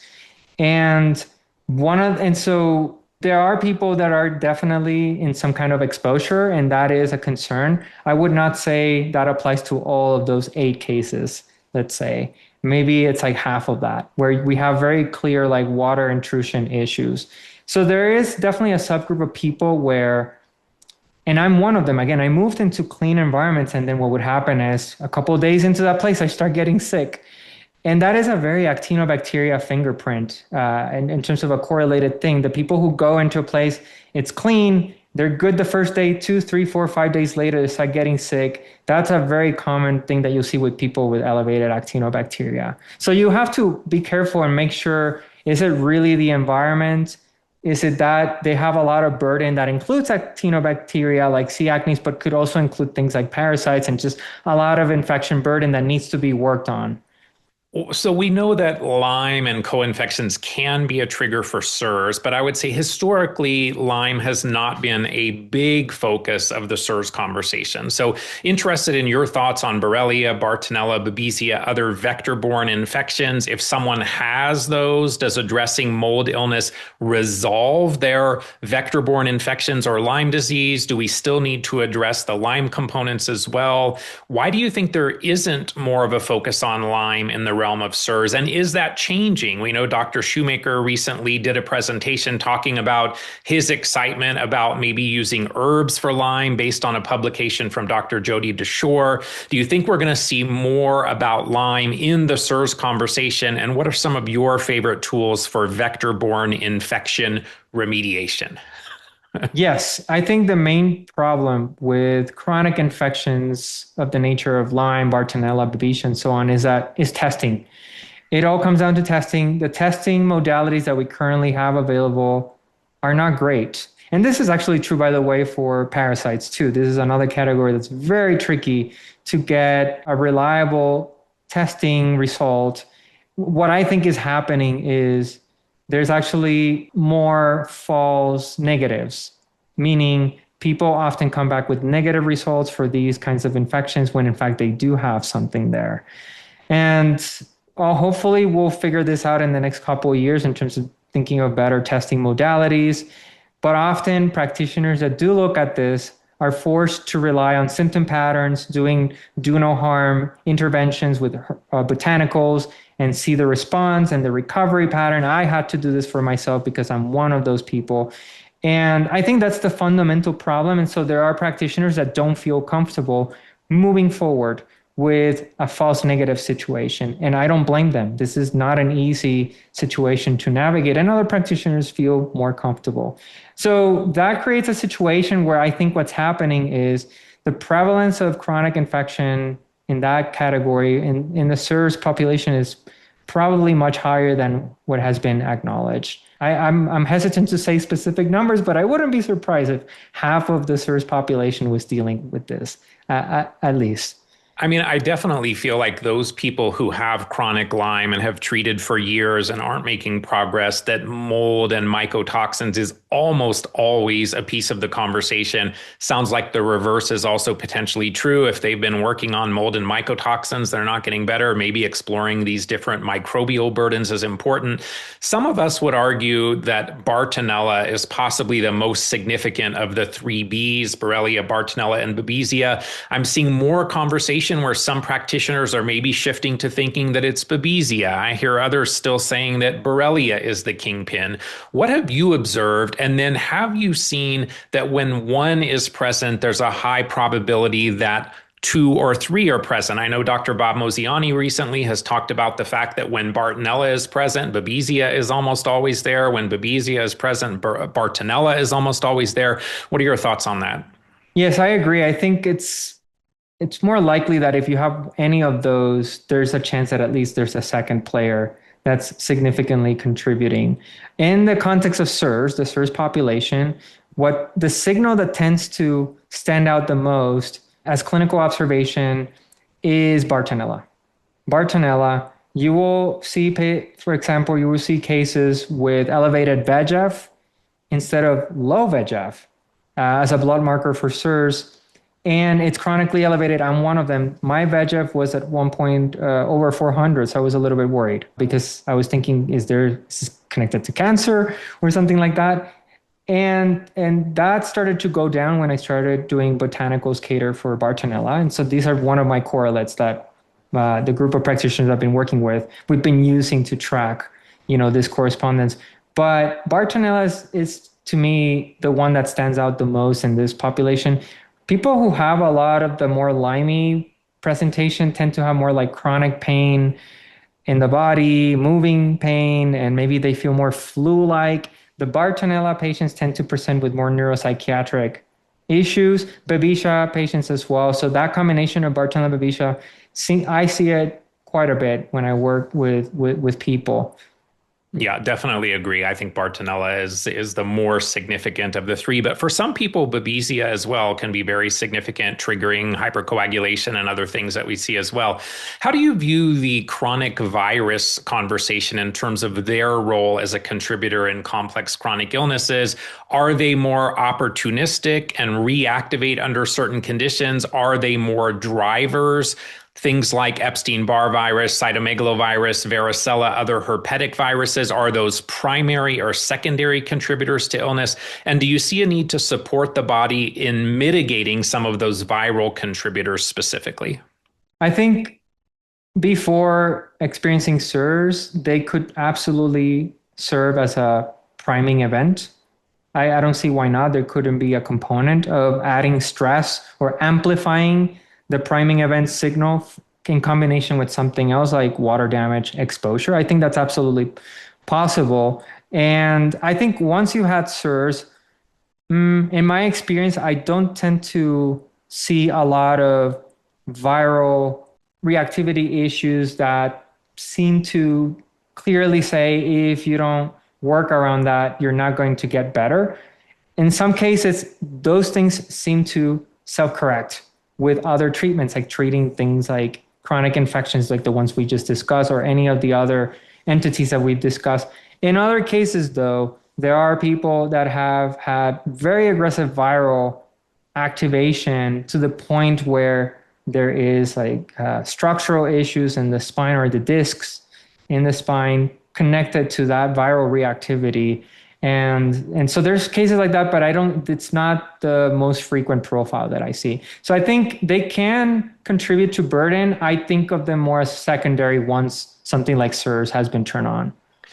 Parasites are another area that you've mentioned already. Some people think that everything is explained by parasites. Others don't believe parasites play any role in chronic illness in the United States particularly. They think of it more as something you have to travel to acquire.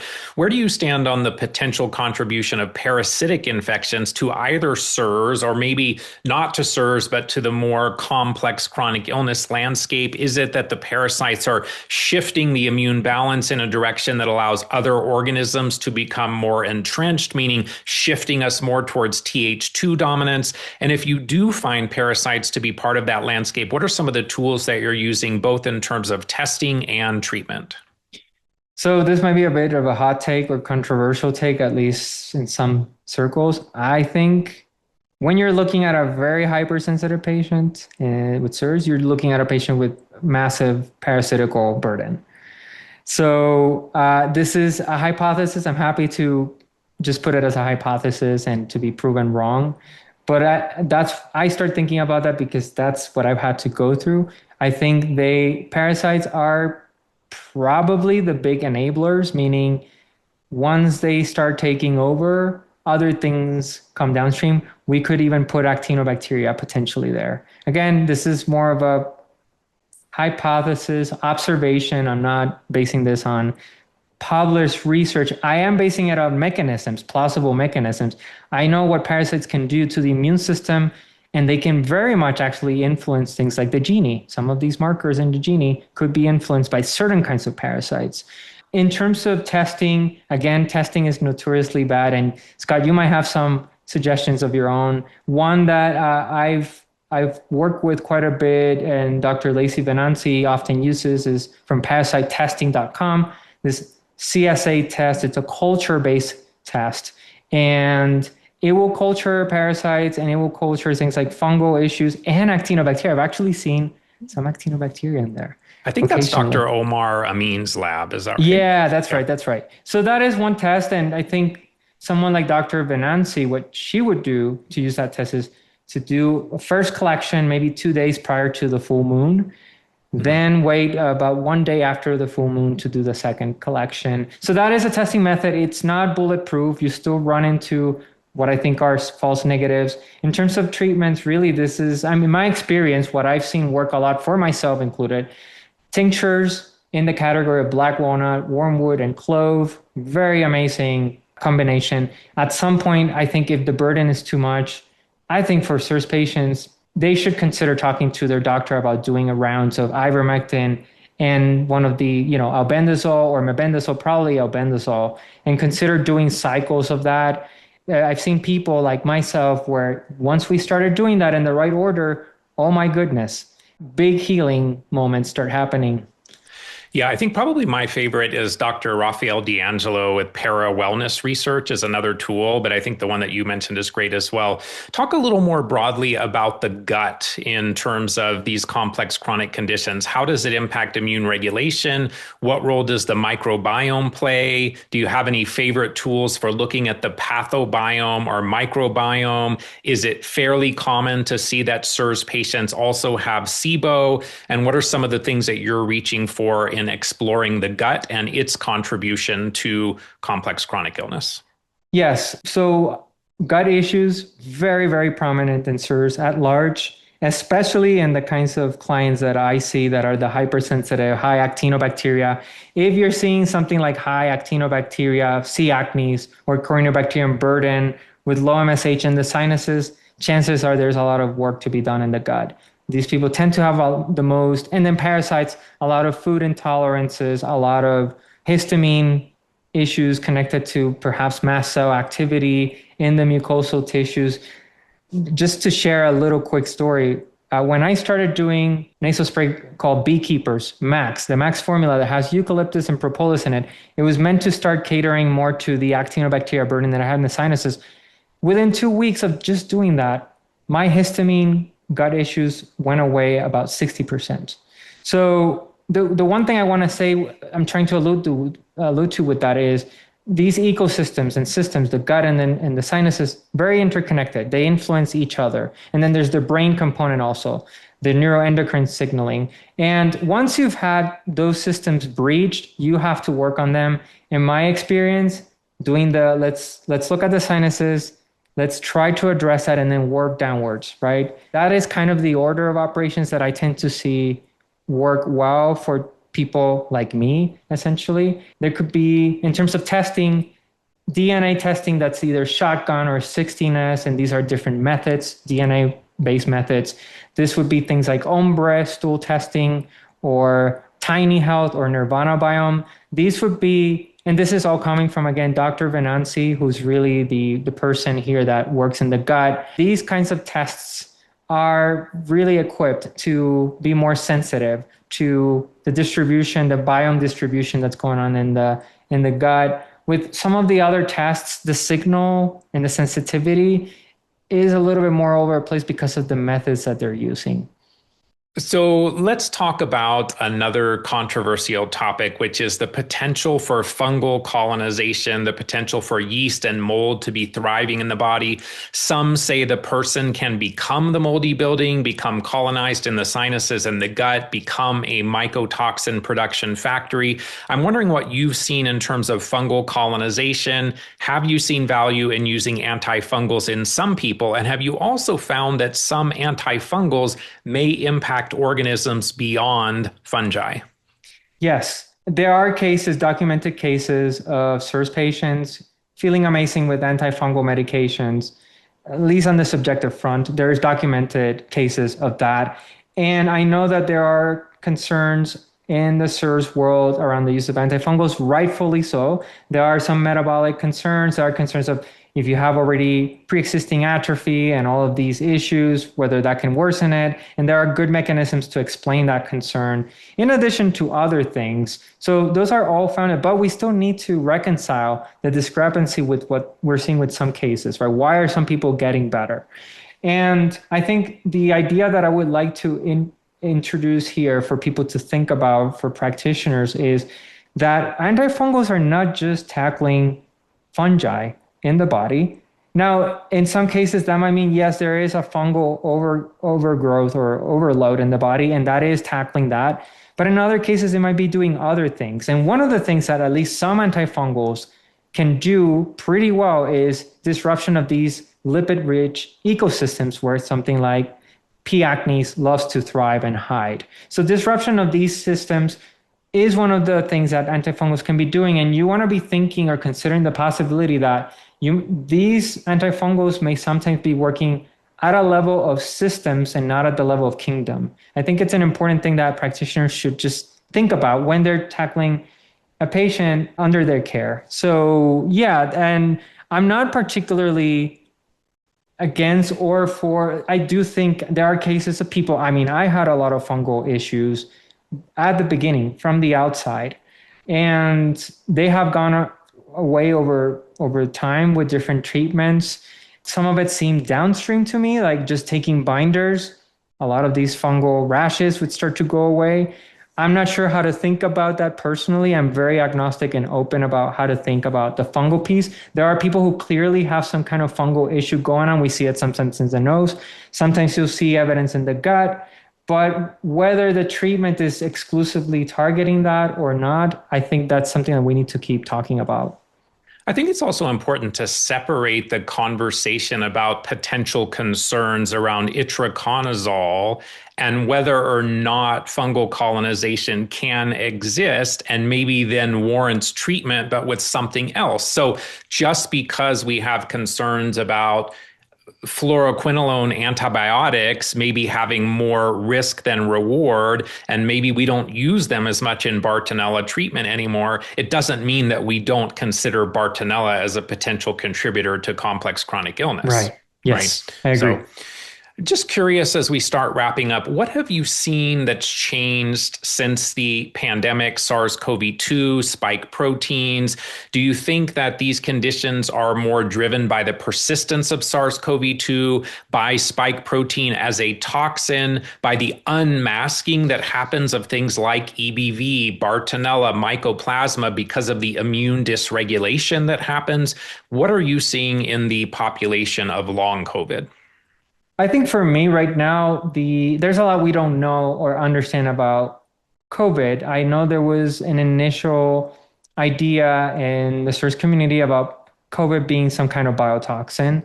I think COVID, to me, based on what I've read in the literature, seems to be more likely to act mostly as a priming event. If we go back to my story at the beginning, I mean, I never tested positive for COVID. I never had the classic COVID symptoms, and I was testing for a whole year while I was in isolation. But I still think I came into contact with COVID on campus. And that was enough to set or prime my immune system and be like the last straw where my body said, enough, I can't deal with this anymore. So I think in the context of CIRS, to me, it's more likely to act as a priming event and creating a lot of dysregulation. And then suddenly people start becoming sensitive to things that they were not sensitive before. And I think, a lot of people talk about vaccine shedding, and there's something physiological, experiential about that, but it could be something like Actinobacteria shedding, and that the system is getting out of balance, and now suddenly everything is becoming very dysbiotic, and now you're very sensitive to that. Again, these are just speculations, but I think COVID is more likely to operate in that in terms of a dysregulator of systems, including the immune system. Does that dysregulation of the immune system allow for more latent Bartonella infections or EBV infections to become activated? I think so. It opens the door for all kinds of imbalances. So one of my bigger areas of interest for many years has been the coagulation topic, hypercoagulation, fibrin accumulation. We know that Dr. Shoemaker talks about coagulation, and there's a section on the GENIE as well. What role do you see coagulation having in CIRS, in complex chronic conditions? Are you looking at anything like prothrombin fragment 1 and 2, thrombin, antithrombin complexes, any of those? How important is exploring coagulation as a potential symptom driver where we're getting less nutrient and oxygen delivery to the cells, we're getting impaired waste removal? Is that a big player or a little player from your lens? It is a big player in terms of severity of the illness and burden, symptom burden. And I've I'm one that has had to deal with that. It's pretty scary. You see your arms and they're all bruised up for no reason after walking into a grocery store or something like that. So it is, I think, a very serious issue that needs to be on the radar for everybody, because part of it is long term. If you're in the side of microclotting, that can start creating increased risk for clotting related or vascular disease. And that could include some forms of dementia or neurodegeneration, or that could include strokes. There are cases or people that I've worked with that they've had history of strokes. And yeah, so it is something that you want to, if there's like presentation, you want to look into more carefully, because it is one of the main systems that become disrupted in CIRS. The clotting sequence or the clotting cascade becomes massively disrupted. In terms of, testing, you mentioned all these different tests that I think you should look at. Von Willebrand's panel is another one, right? Cardiolipin, all these different things, and GENIE can sometimes give you a lot of information around that. Now, the next question you should be asking is, well, if the CIRS treatment, the basic CIRS treatment is not addressing that, what's driving that? And it could be something like a Bartonella component or Babesia, because they put massive stress on the endothelial system, right? So there's all these questions that you have to start asking. Yeah, and I see heavy metals as a trigger for coagulation as well, another player. One of the other topics that we maybe don't talk about much in the CIRS landscape is mast cell activation syndrome, histamine intolerance. Do you think that's playing a role as well? Do you find that some people need to reduce their histamine, let's say dietarily, then stabilize the mast cells, and potentially then work on the triggers like the mold or the parasites or the EMFs or the Bartonella? How often does that play into the people that you're consulting with?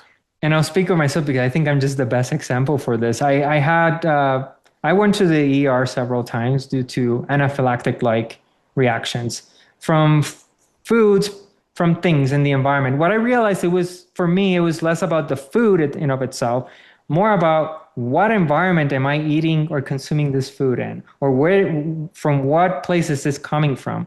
I started realizing that was a big antecedent for my histamine flares. And if I ate that same food in an environment that felt much cleaner, maybe I had a little bit of a histamine response, but it wasn't anywhere near as it would be if I was eating that in this other location. So for me, histamine support was absolutely necessary. And yeah, there are a lot of patients that deal with that. And I would say, MSH and MMP9 are two markers that are correlated with modulations of histamine response. We actually have some data from, again, Dr. Peg DiTullio's data set, not published, but we presented it at a conference, CIRS Expo. We see these interesting correlations with people who are very aggressively treated for histamine over the years and their ability to recover MSH, their ability to see lower MMP9 levels and things like that. So I think it's absolutely important. And ultimately, in my experience, if getting out of exposure doesn't correct it, you're again thinking of maybe some kind of infection or colonization burden. The MMP9 correlation to mast cell and histamine issues was discussed by Dr. Raj Patel and Dr. Talia Hale clinically many, many years ago. So I'm excited to hear that that's now, from more research and more clinical observation, appears to be a real correlation, and that's something that we're looking more at. With the broad community of people with CIRS that you've consulted with, how often do you find that you have to expand the exploration beyond the 12-step CIRS protocol to achieve a full recovery? And when you have someone that doesn't fully recover and they've gone through those steps, what were the top items that you later identified where they needed some additional treatment to help them achieve a more complete and more durable recovery? Yes, I would say almost everyone that I work with falls in that category. It does not mean that CIRS treatment or the protocol by Dr. Shoemaker does not work. It does. I think we just want to think about what it actually is meant to do. It is an entry point foundational framework that helps you understand steps that are really critical following a sequencing of steps. Now, in the kinds of clients that I work with, they have a lot of hypersensitivity. They're very complex people. And those people often, those 12 steps, bare bones, are not going to be sufficient. Again, there's going to be probably a lot of work around infection and colonization burden. And the three things that I tend to see stand out is high actinobacteria burden, a chronic infection, most often Bartonella, and then parasitical stuff. And parasites tend to be at the end of the tunnel for a lot of these people. In terms of more later stage, and they start to feel, myself included, where actually things are working. And in that scenario, to me, the critical thing is to make sure you're addressing that third step of the Shoemaker protocol. I think of it more as addressing the sinuses, whether it's Marcons, whether it's Actinobacteria, whether it is something else that's contributing to MSH. I think the sinuses are the most privileged and important body part in a CIRS patient, because that's what starts creating all the activity in these parts of the brain that then generate all these multi-system problems for patients. So if you win that battle, you start regaining control over everything else, and then you can start working on everything else. That's the sequence that I've seen play out best most of the time. And then sometime after that, I think bringing in something like VIP makes a lot of sense. Engage much more in repair and healing once you've done some of that work. So my last question is the same for every guest, and that is, what are some of the key things that you do on a daily basis in support of your own health? In support of my own health, well, I certainly try to live a very CIRS conscious life while still allowing for normal life to take place. So I have my own routines for cleaning once a week that are kind of catered towards the things that have worked well. I travel with an iAdapt whenever I do traveling. Little things like that. I have an air tamer that's a little ionizer device that I travel whenever I go to public places. And I'm not going into these places out of fear. It's just more informed decision making of understanding, like, what are the things that will keep my body working optimally. And I'm still in treatment. So there's work to be done. I'm still doing parasite treatments. I still, do some binding. And yeah, I'm still working in the gut and things like that. I will say this is going to come from a bit of a curveball. I think as you start moving forward, what's really important is really be very intentional about reintegration in your life. It's a super important component. You do all this work for the physiology, which is absolutely necessary.